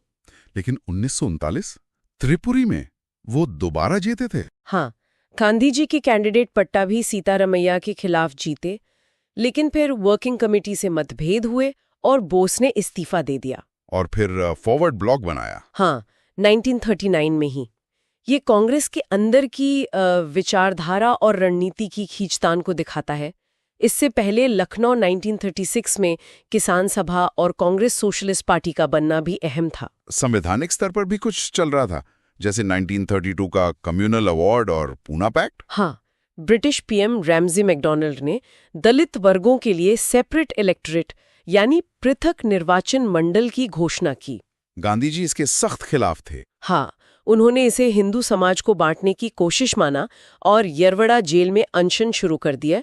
फिर अंबेडकर जी और गांधी जी के बीच समझौता हुआ, जिसे पूना पैक्ट कहते हैं। इसमें क्या तय हुआ? इसमें सेपरेट इलेक्टोरेट की बजाय प्रांतीय विधान मंडलों में दलितों के लिए रिजर्व्ड सीटें बढ़ा दी गईं। अच्छा, और फिर आया 1935 का भारत सरकार अधिनियम, गवर्नमेंट ऑफ इंडिया एक्ट 1935। हाँ, ये बहुत बड़ा और महत्वपूर्ण एक्ट था। इसने प्रांतों से डायरकी यानी द्वैध शासन खत्म किया, उन्हें स्वायत्तता दी। लेकिन केंद्र में डायरकी लगा दी। हाँ, केंद्र में लागू कर दी। और एक ऑल इंडिया फेडरेशन का प्रस्ताव था जो कभी बन नहीं पाया। और 11 में से 6 प्रांतों में 2 सदन वाले विधानमंडल बने। तो इसने आगे के संविधान का आधार रखा। काफी हद तक। इसे मिनी कॉन्स्टिट्यूशन भी कहते हैं कई बार। और फिर हम आजादी के बिल्कुल करीब पहुंचते हैं। Cabinet mission 1946। हाँ, विश्व युद्ध खत्म हो चुका था। ब्रिटेन में लेबर पार्टी की सरकार थी। PM एटली ने 3 सदस्य भेजे, क्रिप्स, अलेक्जेंडर, पैथिक लॉरेंस। मकसद था सत्ता हस्तांतरण का रास्ता निकालना। हाँ, और संविधान सभा बनवाना। लेकिन कांग्रेस और मुस्लिम लीग में सहमति नहीं बन पाई। लीग पाकिस्तान पर अड़ी थी। और फिर वो डायरेक्ट एक्शन डे। हाँ, जिन्ना ने 16 अगस्त 1946 को प्रत्यक्ष कार्रवाई दिवस का आह्वान किया। इसके बाद बहुत भयानक सांप्रदायिक दंगे हुए, खासकर कलकत्ता में। तो विभाजन ही एकमात्र रास्ता बचा। लगभग तय हो गया था। फिर माउंटबेटन आए, उन्होंने माउंटबेटन प्लान या विभाजन योजना पेश की और उसी के आधार पर इंडियन इंडिपेंडेंस एक्ट 1947 पास हुआ, जिससे भारत और पाकिस्तान बने। तो ये पूरा दौर 1940 से 47 तक असफल बातचीत, जन आंदोलन, हथियारबंद कोशिशें, संवैधानिक बदलाव, सबका एक मिला-जुला रूप था। बिल्कुल, कोई एक चीज अकेली नहीं थी। अगस्त प्रस्ताव, क्रिप्स मिशन फेल हुए तो भारत छोड़ो आंदोलन हुआ। INA ने बाहर से दबाव बनाया, कांग्रेस के अंदर बहस चली, कानून बदले, सब मिलकर आजादी तक ले गए। तो आज की ये बातचीत हम यहीं रोकते हैं। श्रोताओं के लिए एक सवाल जरूर है। हाँ, क्या लगता है, स्वतंत्रता क्या सिर्फ बातचीत से मिल सकती थी, या सिर्फ आंदोलन से, या फिर ये जो अलग अलग तरीके थे, बातचीत, आंदोलन, आईएनए जैसी कोशिशें, संवैधानिक प्रक्रिया, क्या इन सब का एक साथ चलना जरूरी था? ये सोचने वाली बात है। इस जटिल तालमेल पर विचार करना वाकई दिलचस्प होगा। बिल्कुल। और अंततः 15 अगस्त 1947 को भारत आजाद हुआ, भारतीय स्वतंत्रता अधिनियम 1947 के तहत। तो ये थी प्लासी से लेके आजादी तक की एक झलक। व्यापार करने आई कंपनी का साम्राज्य बनना, फिर उसके खिलाफ विद्रोह, समाज सुधार, संगठित राजनीतिक आंदोलन और आखिरकार गांधी जी के नेतृत्व में जन आंदोलनों से स्वतंत्रता मिलना। ये सफर बहुत लंबा और उतार चढ़ाव भरा रहा है, और इसकी समझ आज भी बहुत जरूरी है। बिल्कुल। ये सिर्फ इतिहास नहीं है, ये हमारे आज की नींव है। और सोचने वाली बात ये भी है कि आज़ादी मिल तो गई, लेकिन उसके साथ विभाजन का दर्द भी मिला। फिर रियासतों को भारत में मिलाना, एक नया संविधान बनाना, वो चुनौतियां भी कुछ कम नहीं थीं। सही कहा, उन पर भी कभी बात होनी चाहिए। और इसी के साथ आधुनिक भारतीय इतिहास पर हमारी ये जो लंबी चर्चा थी, वो अब पूरी होती है। जी हाँ, बिल्कुल। एक बहुत ही दिलचस्प सफर रहा ये समझना कि आज हम जहां हैं वहां कैसे पहुंचे। हाँ, सच में। और किन घटनाओं ने मतलब आज के भारत को ये रूप दिया, बहुत जरूरी है ये जानना। बिल्कुल। शायद इतिहास की सबसे बड़ी सीख भी यही है ना, कि भाई वर्तमान को समझना है तो अतीत की परतें खोलनी ही पड़ेंगे, कोई और रास्ता नहीं है। सही बात है। उम्मीद है कि इस पूरी बातचीत से जो भी सुन रहे हैं उन्हें कुछ नए पर्सपेक्टिव, कुछ नए दृष्टिकोण मिले होंगे। जी। और हाँ, एक जरूरी बात, इसी के साथ हमने आधुनिक इतिहास की ये पूरी श्रृंखला, ये पूरी सीरीज भी सफलतापूर्वक पूरी कर ली है। हाँ, ये तो बहुत बढ़िया हुआ। एक मील का पत्थर है ये, हमारे लिए भी और सुनने वालों के लिए। बिल्कुल। तो अगर किसी वजह से मान लीजिए पिछली कुछ जरूरी चर्चाएं सुनने से रह गई हों, हाँ, हो सकता है, व्यस्तता रहती है। हाँ, तो आप चैनल पे जाकर उन्हें कभी भी सुन सकते हैं। मतलब सब कुछ वहाँ मौजूद है। जी। और अपनी तैयारी को और मजबूत करने के लिए ये बहुत मददगार हो सकता है। पूरी श्रृंखला एक साथ सुनने से एक कॉन्टिन्यूटी बनती है। एकदम सही कहा। तो अगर आपको हमारी ये कोशिश, ये सारी जानकारी उपयोगी लगी हो, जी, अच्छी लगी हो, तो एक छोटा सा काम जरूर करें। हाँ, कृपया इसे लाइक जरूर करें और अपने दोस्तों के साथ शेयर भी करें। वो दोस्त जो परीक्षाओं की तैयारी कर रहे हैं, उनके लिए तो ये बहुत काम की चीज हो सकती है। बिल्कुल, ज्ञान बांटने से बढ़ता है। और हाँ, सबसे जरूरी बात, एसएससी गुरु टॉक्स चैनल को सब्सक्राइब करना बिल्कुल न भूलें। जी हाँ, ताकि आगे भी जो ऐसी ज्ञान बढ़ाने वाली चर्चाएं हम लेकर आएं, वो आप तक पहुंचती रहे, आप उनसे जुड़े रहें। और अपने उन साथियों को भी जो तैयारी में लगे हैं, उन्हें भी इस चैनल के बारे में जरूर बताएं। हाँ, जरूर, सबकी मदद हो सके, यही कोशिश है। तो ठीक है, आपकी तैयारी के लिए हमारी तरफ से ढेर सारी शुभकामनाएं। जी, पूरी लगन से जुटे रहिए, सफलता जरूर मिलेगी। मिलते हैं अगली बार एक नए दिलचस्प विषय के साथ। धन्यवाद। धन्यवाद।